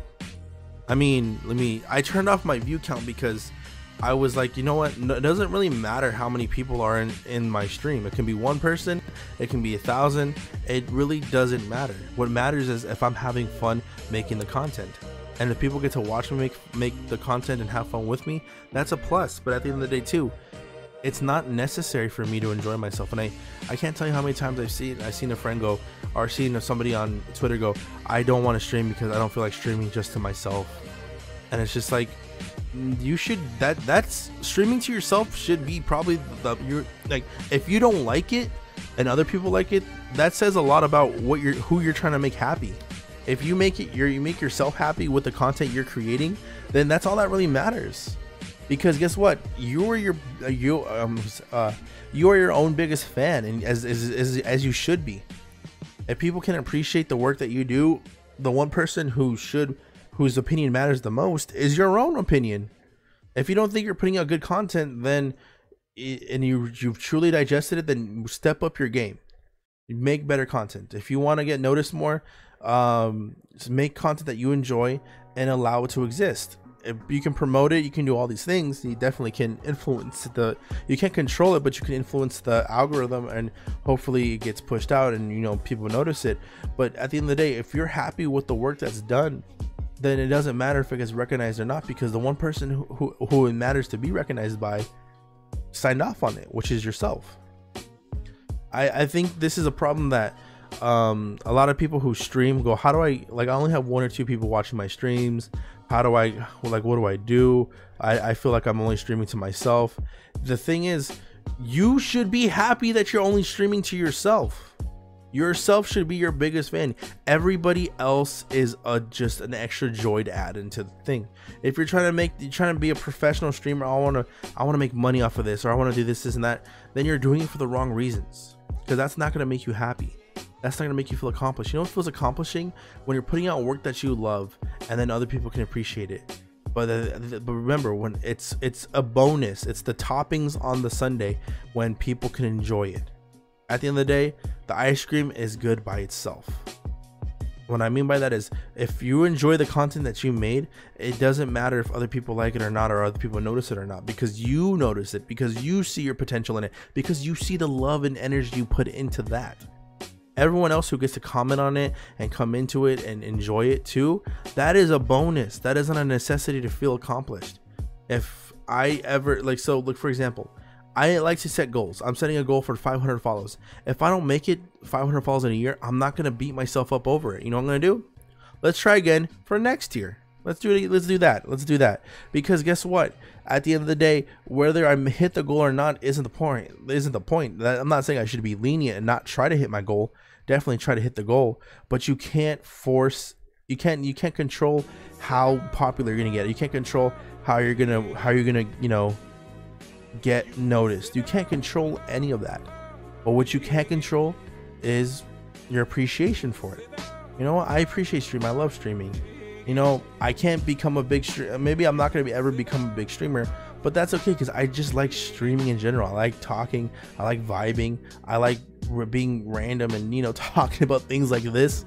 To me, that in itself is the beauty of streaming.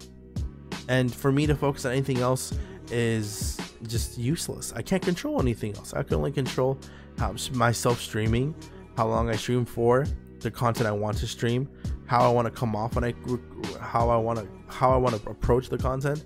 I can't control how it makes you feel. I can't control how it gets to other people. Hell, I can't even control if other people are gonna like it or appreciate it or not.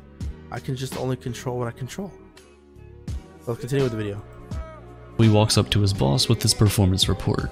The boss says thanks, doesn't grant him the promotion, and he goes home thinking he must suck at his job. You don't suck at your job. He doesn't consider that the boss might have simply woken up angry, someone else might have been better qualified at the time, or maybe the company was just losing money and couldn't afford it.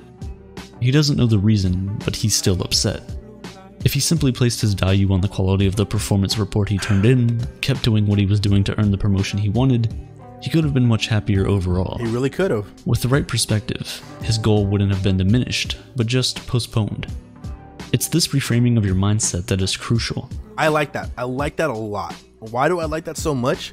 Because you might not be seeing the numbers you want now, but who's to say you're not going to see them eventually? Who's to say you're not going to see them tomorrow or the day after, or maybe a year from now or 5 years from now? You're not disappointed. You're delaying the happiness you can get from what you want to achieve. Excuse me for that one. That was very rude. But again, yeah, I just hit 200 subs. I think I've done YouTube for barely a year now, or almost a little over a year. Well, it'll be 2 years in December. But my small growth, the way I'm going about everything else is a good pace, I'd argue. I mean, it's not. So the thing is, I'm still moving. I'm going forward. I always tell people this because a lot of people think that when it comes to growth, I say footsteps, a man's footsteps may seem like nothing in the footsteps of a giant. Now, a lot of people go, what does that mean? It means my success compared to other people's success may not look like nothing, but footsteps, like it's kind of like this. Footsteps to what did I say? Footsteps of giants may seem like a man's footsteps may seem like an ant's footsteps to that of a giant. Is what was really what I say most of the times. It's the idea of like, from one perspective, it can look like I'm doing nothing, but from another perspective, I'm still, I can be a giant in someone else's eyes. There's people with 15 or 20 subscribers or 60 subscribers, and they may look at me, oh, you got 200 subscribers, that's crazy. And here I am looking at people with 500 subscribers. At the end of the day, these numbers are stuff we cannot control. So do not let them affect you. That doesn't mean don't do nothing and just don't do anything. Don't be complacent. But it means don't get hung up on these things. Regardless if my video goes from 1 viewer or 8 viewers, it doesn't matter. Did I like the video I made? I liked it. Do I enjoy it? I enjoyed it. Was it something you're proud of? Honestly, yeah. Then it really, the number that does is now insignificant, because you can't control those things. You can't control the product that you made. Are you satisfied with it? Hell, I made it. I love it. I think it's worthy of my affection and my attention, and that's all that matters. A true Stoic does not view their successes based on the financial gain of their ventures, but is comforted by the fact that they can live a comfortable life without all the things money can buy. Comfortable living! These are the 4 main virtues of Stoicism: wisdom, courage, temperance, and justice. Interesting. Wisdom is being able to separate between what is internal and what is external. Smart. And the ability to choose our reaction to the things that happen to us. Exactly. As Viktor Frankl said, between stimulus and response, there is a space. And that space is our power to choose our response. Courage. Powerful. 2 words. Wow. That in itself, that right there, powerful words. There is a space before. Let's read that again. I want to reiterate that. In that, hold on. Let's reiterate that real quick. Action to the things that happen to us. As Viktor Frankl said, between stimulus and response, there is a space. And that space is our power to choose our response. Wow. Between stimulus and response, there is a space, and in that space is the power to choose our response. Woo! Now, what that means to me, what that comes off as is it's basically saying that millisecond we take to, react, to respond to a situation, that very much like, okay, I got hit. Someone's coming at me, saying some stuff, in that space between my response and how it made me feel, I can choose how I respond to it. That's the power I have. That's the control I have. It's beautiful. I love it. Courage. 2 words. Persist and resist. Interesting. Temperance, or moderation, is what I just did there. Doing more with less. Saying more with fewer words. While Jeff Bezos and Elon Musk are fighting at the top of the Forbes list, Stoics believe that the limit of wealth should simply be having what is essential, and then having what is enough. Justice is the most important of all the virtues. I bet it is. It instructs that no one should do harm to another because we were all born for each other, to do good to one another, and not to ourselves. Nelson Mandela was one of the most famous African leaders in the world. Also, I remember reading in elementary school that he died, but he never died. He was in prison for so long. And I remember thinking to myself when I heard out he was alive, was thinking, I feel like I read in 4th grade that he passed away. I remember reading in school something similar, and that was my first interaction with the Mandela effect. While he was fighting against apartheid, he got sentenced to life imprisonment, where he stayed for 27 years before finally being released. Jeez, 27 years, guys. When he was released from prison, 27 he was elected years. president of South Africa. Shout out to thus, him. Many R.I.P. people thought he was going to brutally punish all the people that had anything to do with apartheid or his imprisonment. But of course, he did not. Of course he didn't. Throughout his time in prison, Mandela read the works of Marcus Aurelius and learned many of the core values of Stoicism, all of which he practiced throughout his life. Instead of calling for the heads of the wrongdoers, Nelson Mandela urged his people to instead seek the opposite, to relax and rebuild. He stressed that the past was now beyond their control, and that the only thing they could do was find a way to move forward and build a better nation. This is the way of the Stoic. Yup. In modern-day medicine, Stoicism is at the core of procedures like rational emotive behavioral therapy and logotherapy. REBT helps patients to identify negative thought patterns that might be causing emotional and behavioral issues. It allows you to challenge the reasoning behind all these negative thoughts with logic, and when you realize that many of them are unfounded, you can then replace them with more productive and healthier beliefs. You definitely can. Logotherapy, on the other hand, is based on the Stoic principle that humans are driven by purpose. Even in the darkest of situations, we can fill our lives with meaning and happiness by simply finding out what that purpose is. Purpose is so much. As many of us know, though, this is easier said than done. It's a process, much like everything else. We have to rewire the way we think. Out with the old, in with the new. Yup. To fix our problems with happiness, we must practice self-worth. By redirecting our definition of value to the things that we can control, we can stop getting fixated on the things we cannot control. And overall, we can lead a much happier and more fulfilling life. Stoicism helps us steer through past and present storms into calmer and more peaceful waters. And if our ship sinks and we all drown, we can take peace in the fact that we lived a good life, Isn't that albeit beautiful, not guys? as long as we had hoped. Because remember, everything has an end. Wow. What a beautiful. What need is there to weep over parts of life when the whole of it calls for tears? Seneca. I love. Let's reread that one real quick. What need is there to weep over parts of life when the whole of it calls for tears? Wow. Wow. That is something that is a big takeaway. Now this video is done by Aperture. I'm subscribing actually because I really like that. They did fucking phenomenal with this video. And what I really love about this video so much, in the sense of Stoicism and how it can affect and reflect things, is again, you with the ability to control how you feel emotionally, with the ability to control how you not just perceive it, how you react to a situation. That there's so much, and I mean this. Let me fix my mic real quick. There we go. Let me just fix this. There's so much. There's really a lot of power in that, and there's a lot of power in being able to control what you feel and what you allow to get to you.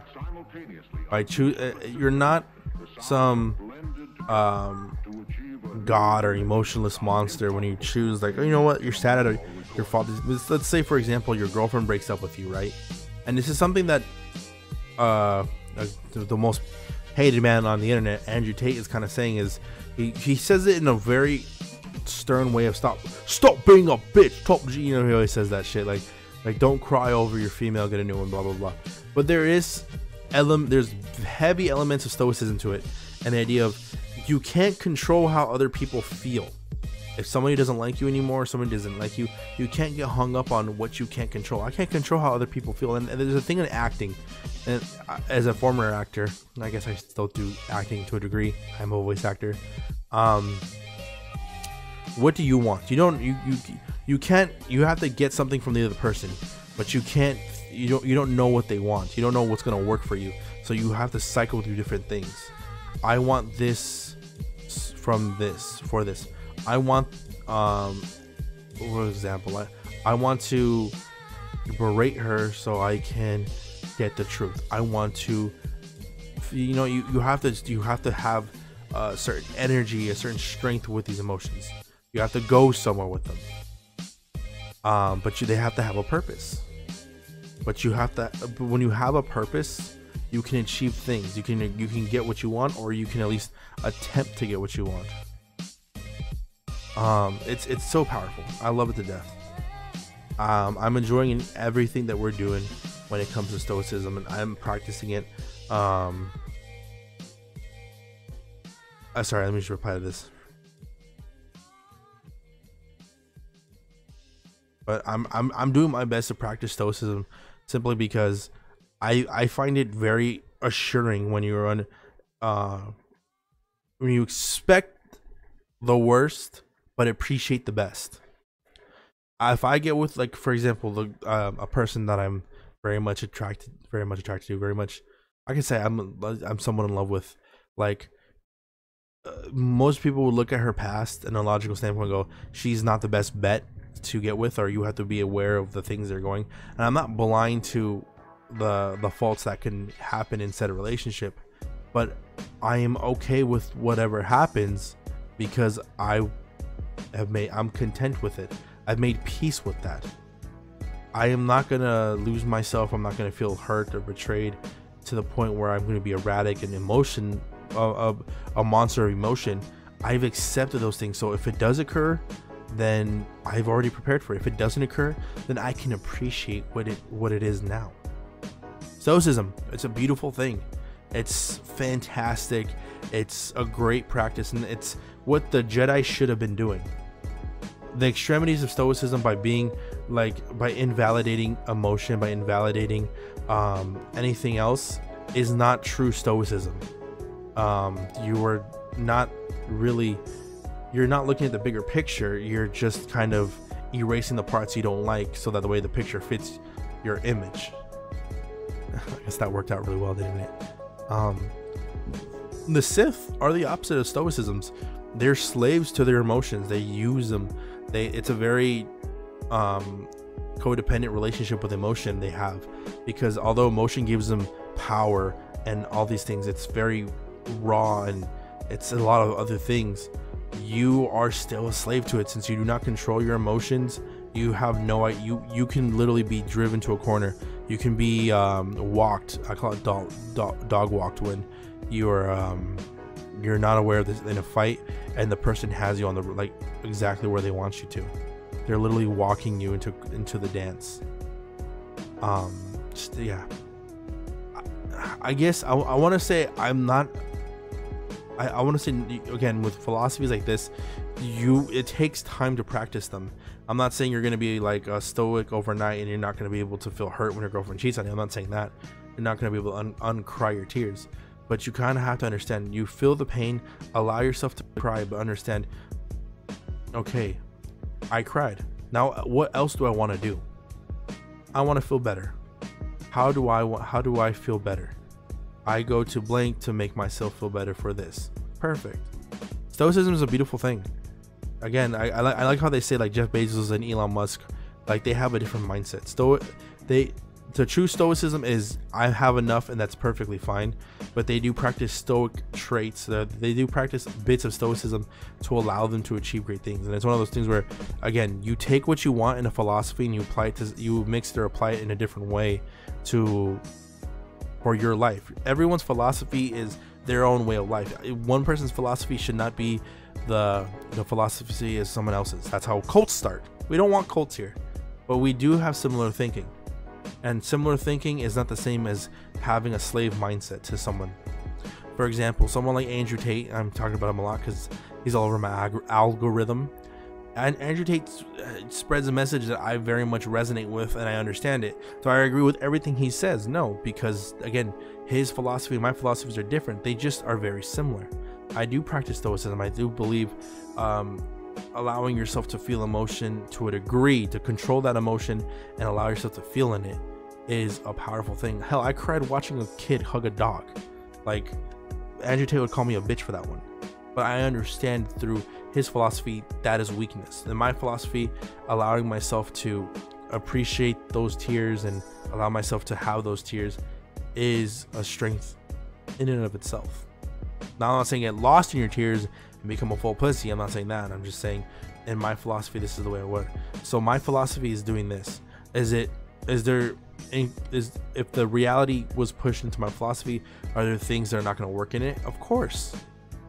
But again, you have to understand to a degree, like, reality and like putting your philosophy as like the end all be all and not appreciating everybody else's thinking. It's very closed-minded. It's closed-minded thinking, to say the very least. All right, I gotta pee real quick, and we're gonna go into our last topic. So give me a quick second, guys. I really need to use this restroom. Give me a second.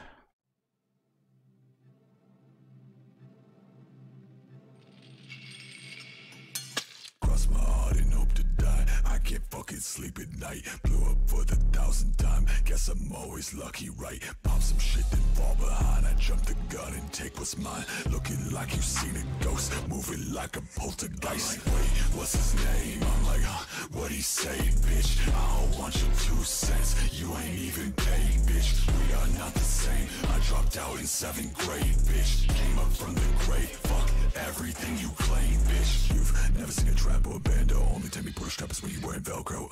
Say you hit licks, bitch. Hell no. Talking like you gotta do shit, but you won't. I see through the shit that you do. Watch me then steal how I move. Your label fake to break through. Fake place, fake views, and fake you.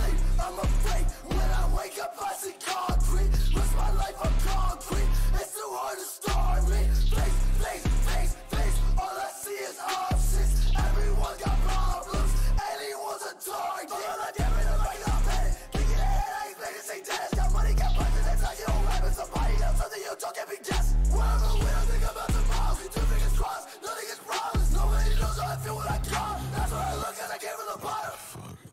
What's his name? I'm like, what'd he say, bitch? I don't want your 2 cents. You ain't even paid, bitch. We are not the same. I dropped out in 7th grade, bitch. Came up from the grave. Fuck everything you claim, bitch.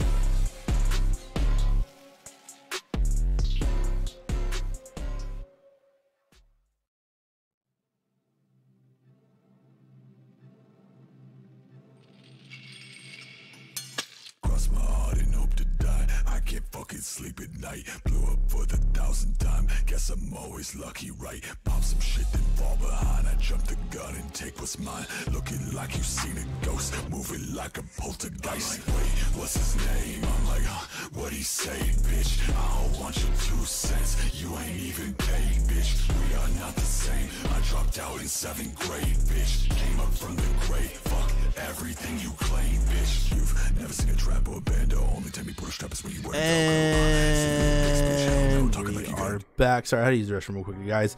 Hey, Ghosty, welcome, welcome, welcome. How are you doing today? I hope you're doing well. Good morning, good morning, good morning to you. Where are we at? So yeah, we're on our last topic. Ghosty, we were just talking about well, we started talking about empaths and the importance of empaths and why empaths are so attractive and the attractiveness, where the attractiveness comes from, and the struggles of being or having those attractive qualities and traits. Then we talked about stoicism and the importance of stoicism and why it's important, and just having control over one's emotions. I'm gonna finish the stoicism talk, and then we're gonna go to our last topic, which is why toxicity is important. So let's just finish up our stoic talk with this notion, and it's what I'm seeing in a friend of mine, again, who is going through drama. They're very emotional, they're blowing up, and they're expecting a lot of things out of it. They want to apologize, but they want to be forgiven. They need forgiveness in order to validate them. And I think, as much as I wish I could reach out and explain to them what they're doing is wrong, they're too caught in emotion. And why stoicism is important in everyday life is stoicism is what keeps us from doing the horrible things in life. There are real moments in life where people fuck up and make huge mistakes. There are moments when emotions get the better of us, and if we're not better equipped to handle those emotions, we can find ourselves doing horrible things that we're going to regret. We might hurt the people we love. Having the ability to take that little smidge of moment and go, is this something I want to do, is powerful. I think a lot of people should practice it more. I think we'll find ourselves in a lot better situations, whether it's romantic, whether it's platonic, whether it's just work related. Any relationships we go through in life, or any relationships we go through life, having the ability to have that moment to go, you know what, that sucked, but I don't want to do anything with it. Your friends, don't invite you to a barbecue. Oh, damn, that sucks. But hey, you know what?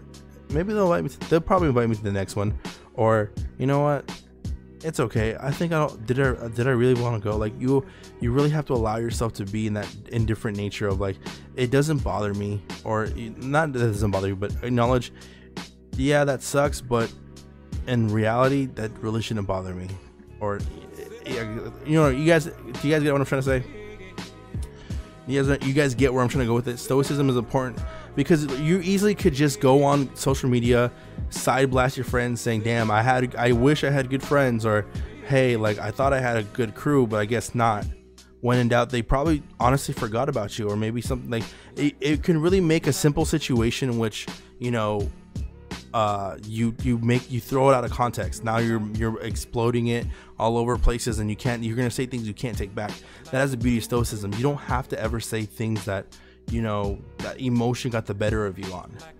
Now you're able to go, you know what, yeah, I think that it is what it is. And that's truly what stoicism is.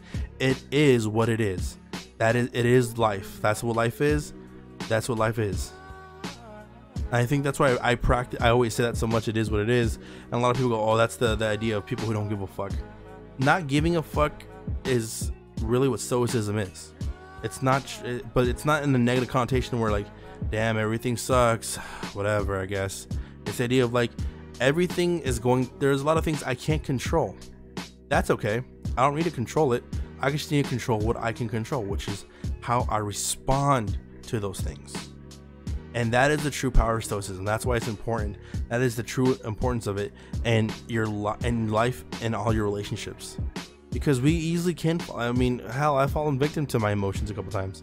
I've been the petty person. I've been the erratic person in moments of my life. And you really can save yourself from going down a horrible path by just going, you know what? I don't want to react this way. This is not the way to react. I think I'm just gonna just get over it. It happens. Sometimes people forget to invite you to a party or a cookout. Sometimes people are not going to forgive you for doing bad things, and that's perfectly okay. It's okay. And I think that's what people need to work on more in life. And I wish my homie was here so he can hear my message and he can appreciate my words, because it's when you let other people validate you, you will never be self-sufficient. You will never feel truly happy. And I think that's what stoicism is having the happiness and going, you know what, I enjoyed that experience, regardless if it hurt me at the end. I think that's why I am never disappointed in season finales for shows like Game of Thrones, Attack on Titan, and anything where people say, oh, that was a bad ending. No, I really didn't appreciate that ending. I'm like, you know what, I enjoyed it. It is overall in the series, I enjoyed the series. Regardless if they don't quote unquote stick the landing or have a good ending, does it really matter? It is what it is. That's how it ended, and I like it. I like what I got. And a lot of people will feel very passionate, like, well, that's not good. That's you're accepting mediocrity. I'm accepting something that I can't control. I can't rewrite the story. The person who wrote the story, the person who created it, wanted it to end that way. I can't control how he moves. I can't control anything else. What I can control is how I appreciate everything in a whole. And I enjoyed it. And I think that's what a lot of people need to do more often, is just understand I can't control how other people feel. I can't control how other people perceive me. I can't control damn near almost anything. But what I can control is me. And that's really all I care about. Alright, guys. Does that make any sense to any of you guys? You guys get anything from that at all?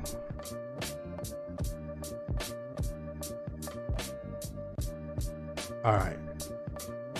Okay, so I think we got everything right. So last topic we're talking about now is the why toxicity is healthy. Now, we're gonna watch a video, and before we go into this video, I need to explain why I'm phrasing that simple. A lot of people in this world normally do not acknowledge or take accountability for their toxic traits. Me, for example, I overly exemplify my toxic traits simply because they are a part of me as my good traits are. And I don't ever want somebody to get into a false pretense of who I am. Now, am I saying I'm like gonna be an asshole and the most toxic person in the world? I don't think so, but I am fairly toxic, and that's okay. And why is being toxic a good thing, or why is it a necessity? Is because it is equally a part as you are it. And we're gonna watch this video on becoming the true self. And remember, if how do I put this?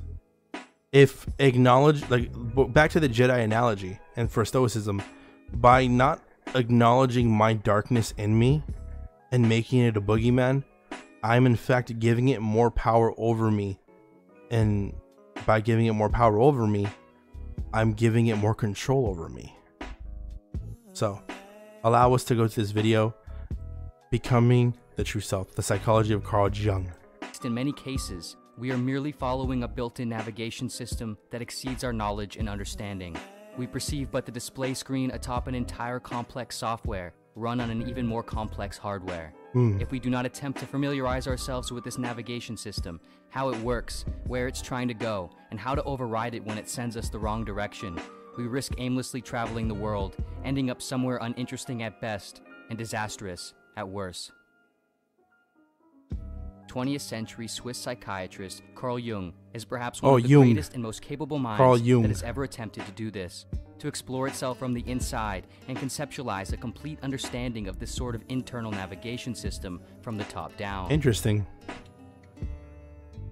Jung was born in 1875 in Caswell, Switzerland, to a relatively impoverished rural pastor, Paul Jung, and a depressed, eccentric, spirit-seeing mother, Emily Jung. Ooh, Jung was a very introverted and isolated child who spent much of his time alone, engaging in activities of make-believe, projection, disassociation, and analyzing the adults in his life. Interesting. During early childhood, he strongly disliked and underperformed in school to the point of almost neurosis, regularly fainting to get out of it. However, as age and maturity would have it, and after his father expressed stern concern over his potential incompetence, Jung somewhat dramatically shifted to engaging more intensely in his education, reading actively on his own, especially that of philosophy and religious texts. Interesting.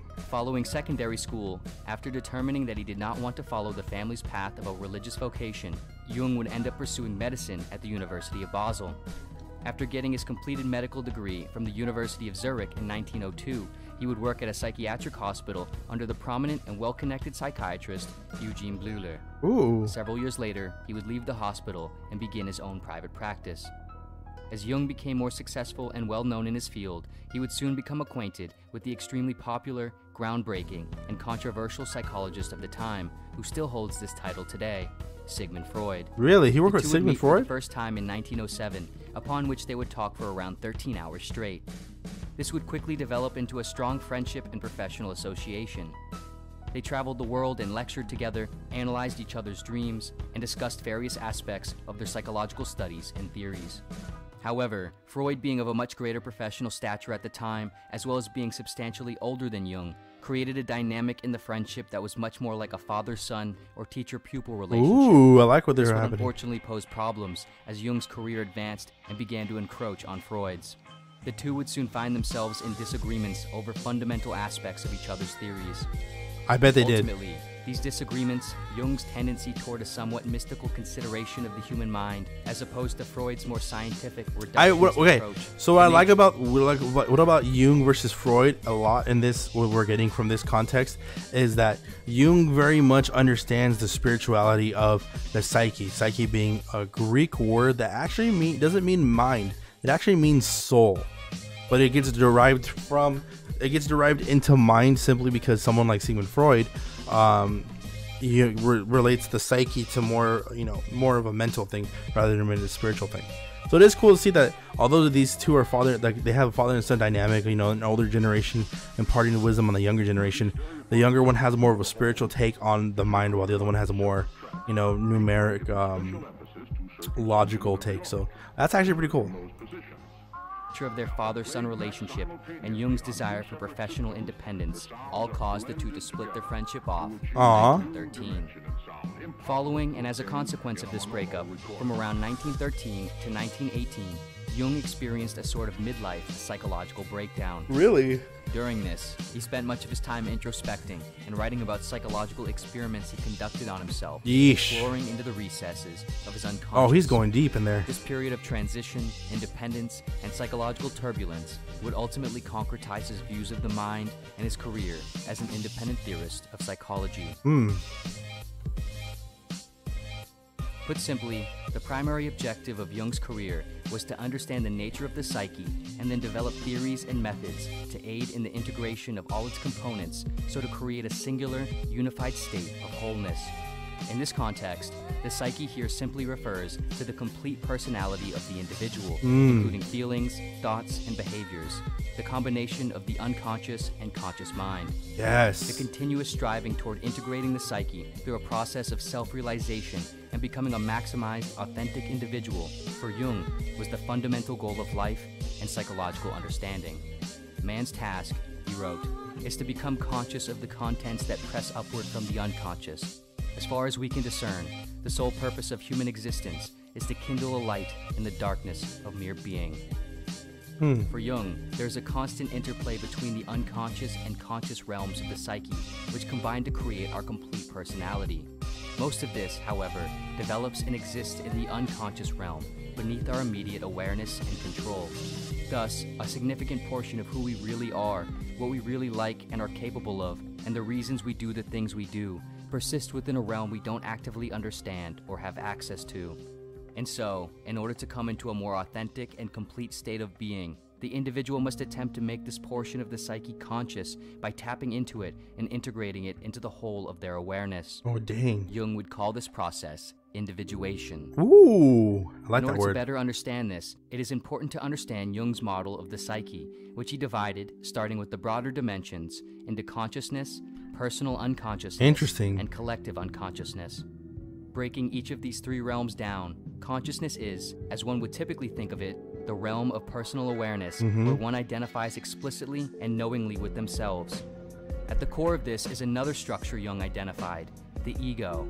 The ego sits at the center of consciousness and provides a sense of personal distinction, creating the story one tells themselves about themselves in order to maintain continuity in their identity. The ego is expressed in the conscious realm by what Jung called the persona, which is the outward efforts of appearance which the individual actively displays to the world. This persona, however, is often disjointed from the individual's true self, as it displays the character that one thinks or wants to be according to what the ego deems is appropriate to a particular society and role, and not what is true to who the individual actually is. In order to execute and maintain this suitable appearance and self-esteem, the ego filters various components of personal experience and selfhood, either into or away from the conscious dimension. What it filters away and restricts, it represses and sends down into the unconscious realm. One of Jung's most unique and profound insights that differentiates him most notably from other psychologists is how, from here, he separated the unconscious into two distinct structures: the personal unconscious and the collective unconscious. The personal unconscious fits similarly into the ideas already understood and proposed by Freud and others of the time, in which, after the ego represses and disregards undesirable aspects of experience and selfhood, these aspects are stored and concealed here, just beneath normal awareness. So there's a lot going on in here. Let me explain to it as we're halfway through this video. Basically, for like personal awareness is simple. It's the idea of like, okay, maybe I'm coming off a little too strong, maybe I'm coming off a little sad, like in a conversation. The ego basically filters out the negativity we feel, like, oh, maybe I'm coming off too strong. Like if we came off too strong in the conversation but we didn't notice it, it's because the ego basically made us blind to it. And it's very much like, say I get $1 and I give it to the homeless person and I did it. Why did I do it? Oh, I did it because I wanted to. That's my conscious brain saying, yeah, I did it because I wanted to. That's why I did it. The ego is saying, I did it to make myself feel better. I did it because I had $1 and that man did it and I felt bad for him. Or maybe I wanted to feel good about me, or I wanted to feel superior to somebody. It's the idea of like, there is more to it, but I don't want to feel like an asshole for wanting to do it to make myself feel better. So my ego filters that out and goes, well, you didn't do it to make yourself feel better. You did it to, you know, just to be a good person. When in fact, there's more to it. But the ego filters that part out. That's what they're trying to say, is that the ego very much is our own personal PR rep. We twist our own narrative in our mind to keep ourselves from feeling bad or feeling like the bad guy in our own eyes. Because again, remember, everyone's the hero in their own story. Your ego is the reason. Your ego is what keeps you the hero. And you know, when you have an ego death, you realize you are not the hero. You are the person. You could be the villain. You can be a multitude of different characters. And that's why people go for like a bunch of ego deaths, because once you take that filter off, you're gonna start seeing and noticing a lot more things than you would care to notice. Keep going. Maybe they're gonna mention the ego death in this. They still, however, continue to actively affect and interact back and forth with consciousness. The collective unconscious, however, differentiates from the personal unconscious and other prior conceptions of the psyche in that, according to Jung, it contains and facilitates universal elements that are inherited through the sum total of human history, similar in some sense to how biological evolution works. Man has developed consciousness slowly and laboriously in a process that took untold ages to reach the civilized state, and this evolution is far from complete, for large areas of the human mind are still shrouded in darkness, wrote Jung. As a result of each generation of human offspring essentially imitating the behaviors of the previous generation to at least some degree, an unbroken chain of psychological imitation is formed, going all the way back to the beginning of human history. Thus, a sort of reservoir of psychological predispositions, structures, and memories that have been formed by this chain is automatically inherited by each human being. Jung found this to be empirically demonstrable in both his own professional psychiatric practice, finding recurring similarities in the unconscious of a vast number of his patients, as well as his historical and mythological research, in which he noticed that similar motifs, symbols, and themes that appeared in his patients' unconscious also were prevalent and consistent across art, myths, and literature within different cultures of different times, even though these cultures often never even encountered one another. In Jung's view, these shared motifs, symbols, and themes were expressions of the various psychic structures consistent across humanity, which he called archetypes. These archetypes, in Jung's model of the psyche, essentially form the basis of the individual's personality by predisposing specific cognitive tendencies. Within the combined unconscious, Jung would refer to all the repressed, denied, and unknown content which the ego does not want to identify with as the shadow. Lastly, sort of nested within the shadow is what Jung... If you could tell, the topic is gonna be Persona 4. This is essentially the plot of Persona 4.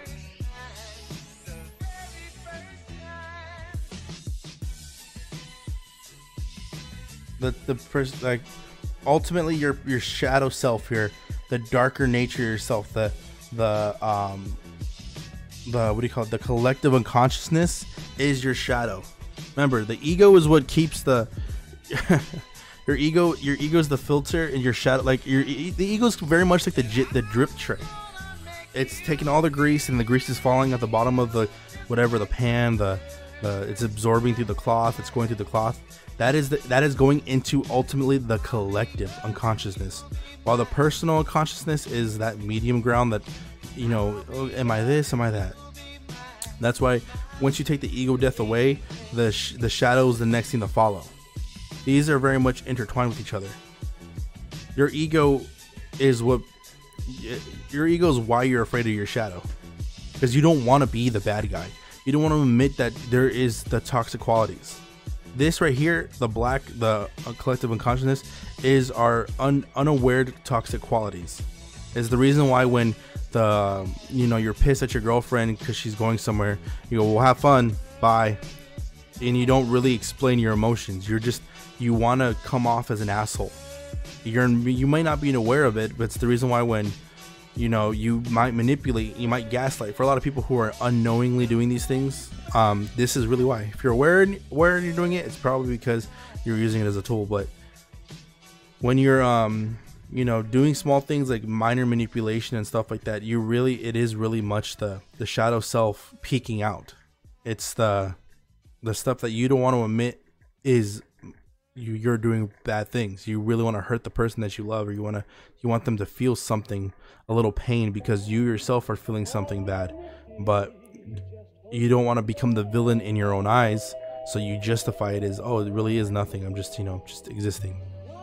Broke down into the animus and anima, which specifically referred to the suppressed feminine qualities in a male, anima, and the suppressed masculine qualities in a female, animus.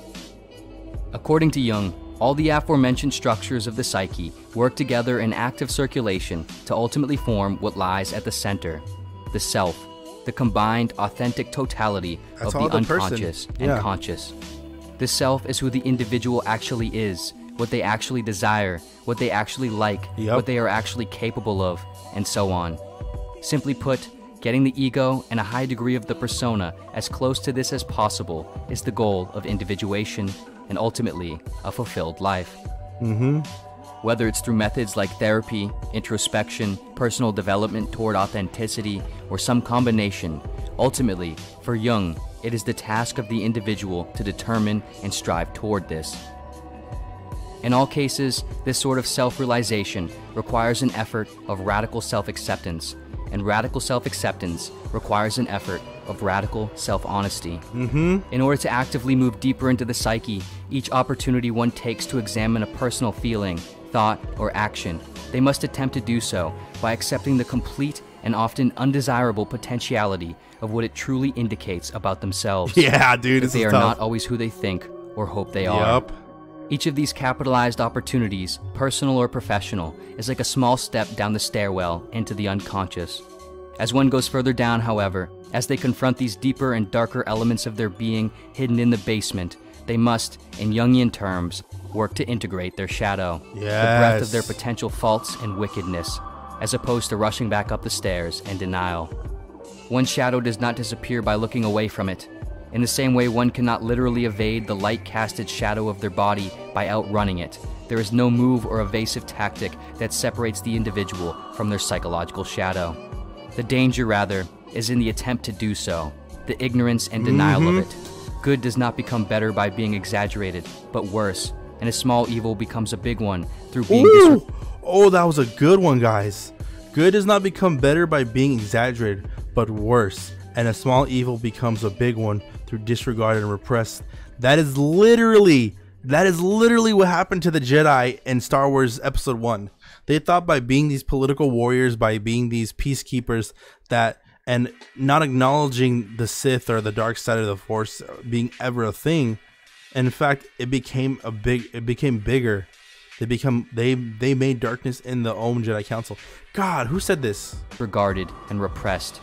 The shadow is very much a part of human nature, and it is only at night that no shadows exist, wrote Jung.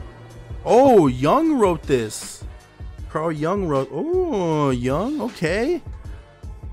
What I love about this quote so fucking much is its accuracy. Is the only way to, like, we can't just, if you look at the shadow and you get scared and you don't like that you're seeing your worst qualities, literally as a shadow looking back at you and having to acknowledge that that is you as equally as the good in you is you, then you are failing yourself. There's no amount of good deeds and exaggeration of good stuff you can do that can ever take away that the only way to truly feel good in yourself, the only way to truly feel complete, is to acknowledge, dang, you know what, I'm an asshole, I'm a toxic son of a bitch. Sometimes I'm petty as fuck, sometimes I can be a big crybaby, and acknowledging that is hard and it's power, because remember, your ego is going to be your biggest PR rep, but it's also like, it's like your biggest PR rep and the being caught on camera harassing somebody, being caught, like, you could be accusing somebody of doing all these horrible things and making these big justifications. I can never do this, I'll never do anything like that, but then there you are doing the same thing, and you have to accept that. You can't deny that you're equally as a piece of shit as the person you're accusing being a piece of shit, and if you cannot see that, then you will never truly be a good person. Being a piece of shit isn't or like being an asshole isn't a permanent distinction of personality. It is a personality trait, but it's not a full distinction of who you are. Remember, the self, the persona in itself needs the shadow, because you need to integrate that shadow into the ego. And by doing that, that means you have to understand, yes, not all the time am I a good person, which is a hard thing. The bigger the ego, the harder it is to kind of satiate, to integrate, because then you have to integrate those things that you don't want to have to accept. Awareness of one's dark side allows one to more appropriately manage and recognize it when it sneaks up the stairs uninvited. Exactly. One must know of a problem to be able to fix it, and it is an act of healing to admit that one is sick. Yes! Although self-acceptance and authenticity is perhaps simple and obvious enough sounding, the act of actually working towards radical self-acceptance and individuation is, of course, far from simple and obvious. In the absolute sense, it is almost certainly impossible. In the above-average sense, it is still perhaps life's greatest and most difficult endeavor. To truly and honestly accept your downfalls, weaknesses, potential evils, and shameful or unpopular interests and qualities. To admit what you see, fear, or hate in others is and could be inside of you. To admit to yourself that you are not and will never be completely who you think and want to be. That you are not as good as you had hoped. And to confront what your mind has worked a lifetime to keep from itself is a task that literally shakes the very core of the psyche. Yeah, it's very tough. However, it is perhaps proportionally essential for a fulfilled and complete life. Ultimately, Jung's work provides insights, theories, and methods to help the individual move through this process toward not only potentially gaining access to fixing the bugs in their navigation system, but also, in some sense, access to the controls where now they can better input the destination coordinates according to where they actually can this is so and want to go. Wow. This video was sponsored. This video, guys, you kind of have to agree with this video. Hear me out. Why this video is so powerful and so why overall it's such a tough endeavor. It's the easiest thing in the world is to say, like, oh, you know, you want to be a good person in life, you have to accept the bad. But there's horrible things you have to accept. There are some things no one ever truly wants to admit. Why do you do this? Because honestly, I want the attention. Because to what is, like I said, the higher our ego, the more good we do. There's also worse to us. That's why when people often always say, you know what, I don't think you're as toxic as you say you are, because you're actually really kind, you're really nice, you do this and that. And the reason why I've admitted to my toxicity is because I can understand when that shadow self is coming up the stairs. I understand when the darker parts of me are coming through me. The best thing I can do is allow it to happen in a controlled environment, and which is usually me having an outpour. Maybe I go out and do something a little reckless than that, but I control the amount. I can do way worse things, but by mediating it, by regulating it to a smaller portion, I am able to clean up. I'm able to clean up after that, or I'm able to regulate myself a lot easier. I think that's ultimately what we all are trying to do. Here's a good example of that here.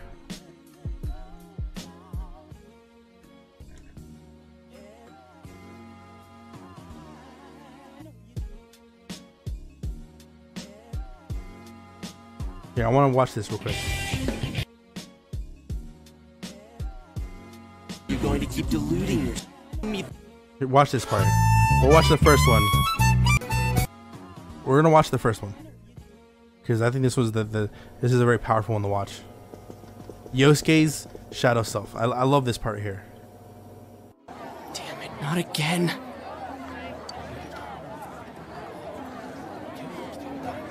Saki, how many times do I have to tell you? Is this Senpai's dad? Yeah. You know what the neighbors say about you, right? Aren't you ashamed of yourself? You're the eldest daughter of a family who's owned this store for generations. Is it the money? Or did you meet some guy there? Just tell me why you have to work there of all places. That's tough. I can't believe this. She seemed like she had fun at work. She never said anything like this to me. There it starts dripping down. Telling me this was how Senpai really saw things? Yep. He doesn't want to accept it. These photos. Hey, is this... Isn't that tough? It's the photo we took the other day with the other part-timers at Juness. Why is it cut up like this? Oh, shit. I never had the chance to say it. Is that Senpai's voice? And here it comes, the ego death. I always wanted to tell Hana-chan. Huh? Me? That he was a real pain in the ass. That's how she really feels. That's the most... I was nice to him just because he was the store manager's son. That's all. But he takes it completely the wrong way and gets all enthusiastic. What a dick. Mm-hmm. Take it. Pain in the ass? Don't have, this is the Who cares about integration. Juness anyway? Because of that store, our business is ruined. My parents hate me. The neighbors talk behind my back. I wish everything would just disappear. This is young in a video game. Senpai's not like that. See, his ego can't handle it. It's so sad. And there's the shadow self. I feel so sorry Meeting for the ego. myself. Boo-hoo. Actually, I'm the one who thinks everything's a pain in the ass. This is how he really feels. Remember, this is his... Remember, guys, how Carl Jung explains this is, although he that's his shadow self. As much as he can't handle all that negativity towards him, his shadow self is absorbing that and equalating, is coming out now because his ego is being damaged. That little barrier, the stairwell is wide open now because his ego is being fragile and being destroyed. When people say, "Oh, your ego got bruised, didn't it?" That when your ego is damaged or hurt in any form, the shadow self will always pop out. That is more to Jung's ideas. Like, that's how the stronger the ego, the more fragile the ego, the easier the shadow is to come out. But remember, integrating those two together is the way to fully have fulfillment, or is the true way to have fulfillment. Truly. Huh? Two Yosuke's? Just keep watching. Who are you? Look at this. I wouldn't think that. You're denying it now. Denial. You're running away from the shadow. Yeah, right. How long are you going to keep deluding yourself? Oof. Screw the shopping district and Juness too. You're sick of everything, especially living out in the sticks. These feelings are equally as his. These are in the unconscious collective. That's not true. You put on a good show of being carefree and happy-go-lucky because you're so terrified of being alone. His fears. The more the merrier, right? You gotta be surrounded by people to block out the pain of isolation. Yup. And what's this about checking out this world for Saki-senpai's sake? Ha! I know the real reason you came snooping. This is the biggie. Stop it! This is where it hurts. Why so panicked? I thought I was just spouting bullshit. Or maybe I do know everything you're thinking. This is the toughest thing in the world to do. Why's that? Because I am you. You just came because you thought it sounded like a good time. What else is there to do out in this shithole? A world inside the TV. Now that's exciting. You didn't have a single other reason for coming here, did you? That's not true. Don't say it. Stop! Stop it! You're just trying to act like a big shot. If all went well, hey, maybe you could even be a hero!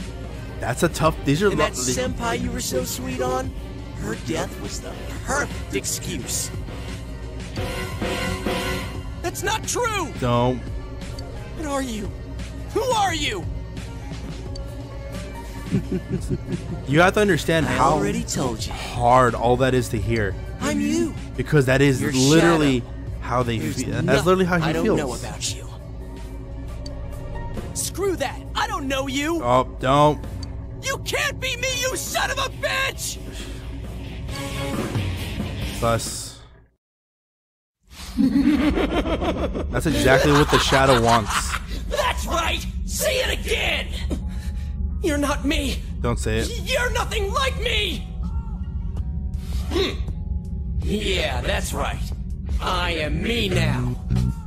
I'm not you anymore, see?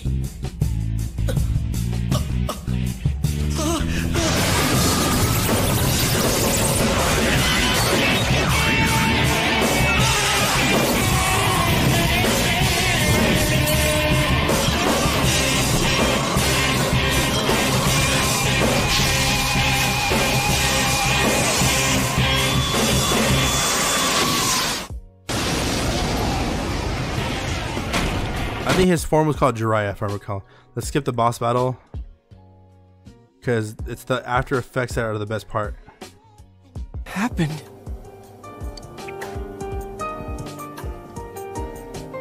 See, now he's quelled the shadow. When you deny the shadow self, you're giving it power. But by quote unquote doing battle with the shadow self, now you have the chance to integrate it. You've beaten and accepted the worst qualities of you.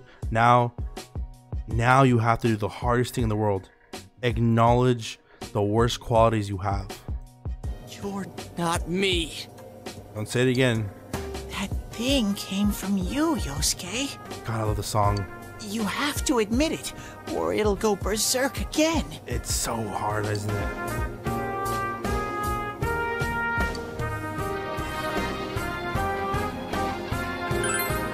It's a brave thing to do. Brave. Damn it. Hurts to face yourself. It does. I knew it wasn't lying. But I was so ashamed that I didn't want to admit it. I love this acting You're right here. me, and I'm you. When you get down to it, all of this is me.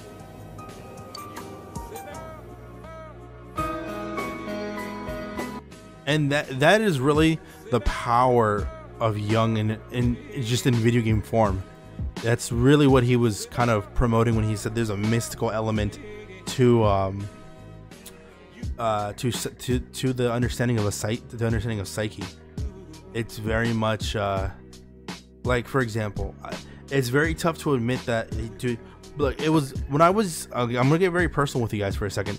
So, in high school, I took a lot of my insecurities out on my partners, and that means that like all my ex-girlfriends growing up, I used them as much as I'd never wanted to admit it. I thought I could fully love them, and I thought I would never abuse them.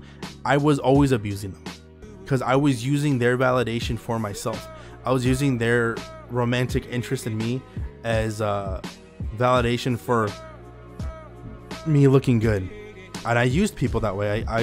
I used sex and I used romantic interest as a way to validate myself and feel like I was attractive, or I could be loved. It's so hard to. It was so hard to admit that I'm equally as abusive as a person who physically puts hands on a person, because I'm using somebody's energy and I'm using somebody to make me feel better, to feel superior, to feel dominant, to feel alpha.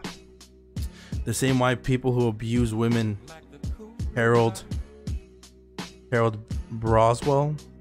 How you doing, Harold Broswell? We're talking about Carl Jung's shadow self, but if you don't know what the shadow self and the integration of shadow self and the ego, it's very much Persona 4 dealing with the shadow. And I'm just giving a brief description on when I had to quote unquote face my shadow self. Persona 4 is an anime game, yes, but they're using Carl Jung philosophy, the idea of the shadow self and the ego, and it's pretty good. It's fucking fantastic. I'm using this we just watched a video about Carl Jung in general, about his philosophy and how he, as a psychiatrist, established this idea of thinking of the persona. And I use the game Persona, no pun intended, to help very much illustrate the way he's described you know what I mean. I'm trying to I'm fucking dry throating right now because I was telling a very hard story, but basically I'm using a video game to illustrate the teachings of a psychiatrist who believed in the concept of integrating your worst qualities into yourself, acknowledging them in order for you to be a better fulfilled person is literally what I'm getting at. But I was talking about the difficulty of having to come to the realization that although I probably did like the relationships I was in growing up, I probably did appreciate the girls to a degree, I was very much using them. And it's very hard to admit that you're abusive, that you're a piece of shit, you are hurting people. And that's exactly what I was doing. I always used to think, oh, if that girl was with me, she would never have to, I would never make her cry, I would never do this and that. When in fact, I'm equally as an asshole. Oh yeah, no, Persona 4, I mean, it's a 2006, yeah. They're barely gonna make a remake of it for PC, so it's gonna get revamped very soon. Same thing with Persona 3. So yeah, it's gonna look a little cleaner. But yeah, I'll just take the game off real quick so I can better explain the point. So wait, do you play it? I will play it eventually, or just for fun. But I was just using it to illustrate what I was talking about. But definitely Persona 4 is a game I want to play again. I did play it prior on stream before, but I do want to restart it so that way I can play it with more people. But yeah, it's tough having to admit these things. I miss the good old days. Hell, I miss the good old days too. But yeah, no, integrating the shadow self is one of the hardest things in the world to do. I think a lot of people can appreciate a person who goes through that development, and that's what I say. Why toxicity is healthy is because you have to be able to recognize it. It took me a long time to be able to go, guess what? I am a toxic asshole. I do gaslight. I do manipulate. I do love bomb. I do drain. I do a lot of these horrible things that are toxic. I do them. I'm an asshole. I'm a piece of shit for doing these things. I'm taking accountability for it, and I'm looking at my shadow self and going, you know what? But that's my worst qualities. That is me. That's not like me drunk. That's not me on drugs. That's not me anything. That is equally as me going out of my way to help a person who in need, and etc. etc. I told you guys a story where I didn't want to have to babysit a girl, and I was like, you know what? It's not my responsibility to. And as equally as fucked up as that is, I am still at peace with myself because I understood as good as it was to possibly be there for that person who was overly drunk. It's still not my responsibility to be there for them as well. It's nice that I'm there, but I don't need to be there. I shouldn't feel bad that I didn't want to be there. Shadows, the incorporation of shadow self to your main self is something that I think a lot of people are still struggling with in this day and age.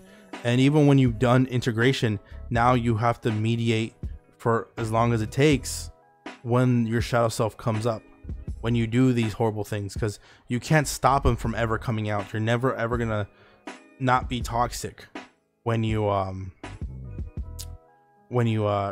integrate the shadow into the self. I think that's what a lot of people like kind of mistaken when they're like, oh, like our relationship is so toxic. Then be aware of the toxicity, control your toxic traits, be better at having them come out. Like once you're able to mitigate that and understand, yes, I'm equally as toxic. That's why when people are like, oh, my ex was toxic. I can acknowledge I'm equally as toxic if that relationship didn't work out. But if they can't admit their toxicity, their faults, or their flaws, then they have yet to meet their shadow self. They've yet to meet to go down into the unconscious collective and see their the things that they've purposely, or I guess unconsciously, put away to not hurt the ego. Now, am I saying that everything we're doing everything for things like, or how is that? We're doing everything for things now. We should do everything to appease the shadow or appease the ego. I'm saying everything we do, that we're gonna do things in balance.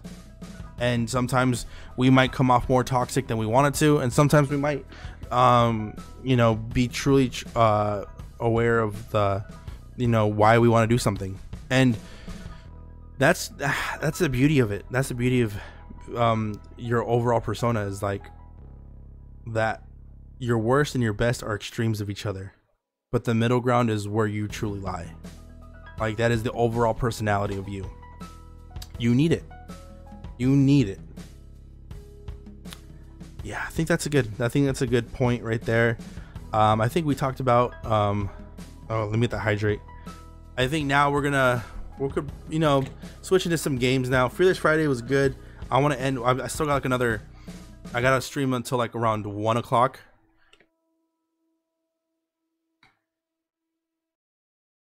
Gotta keep myself busy. Thank you, Ghosty, for giving me the hydrate. But yeah, I think we've talked about a lot today. Again, we do this every Friday, guys. We do Fearless Friday every Fridays, where we talk spirituality. I'm gonna get more topics. I pick the topics through the week. We talk about them. We have a good time, and I invite people to come in the server and the voice call to talk and, you know, share what they want to share, or maybe give their own sense on the topics at hand. So please, guys, come up next Friday for another episode of Fearless Fridays, where we're going to be doing the same thing. We do this every Friday, guys. And we also do Sensational Saturdays tomorrow. Sensational Saturdays are days where we play variety games. We play a variety of games, not variety games. So, like, be on the aware. I'm probably going to want to play a bunch of little low-value horror games. Or, hell, I might just play Valorant and, you know, Fortnite and a bunch of other shooter games, just to see shape those needs. But yeah, come hang out with us. Till I throw it back, and then I blow it back. Drop it down low, let them know it's like that. Feel like I'm hexed, yeah, that bitch bad. Collar on her neck.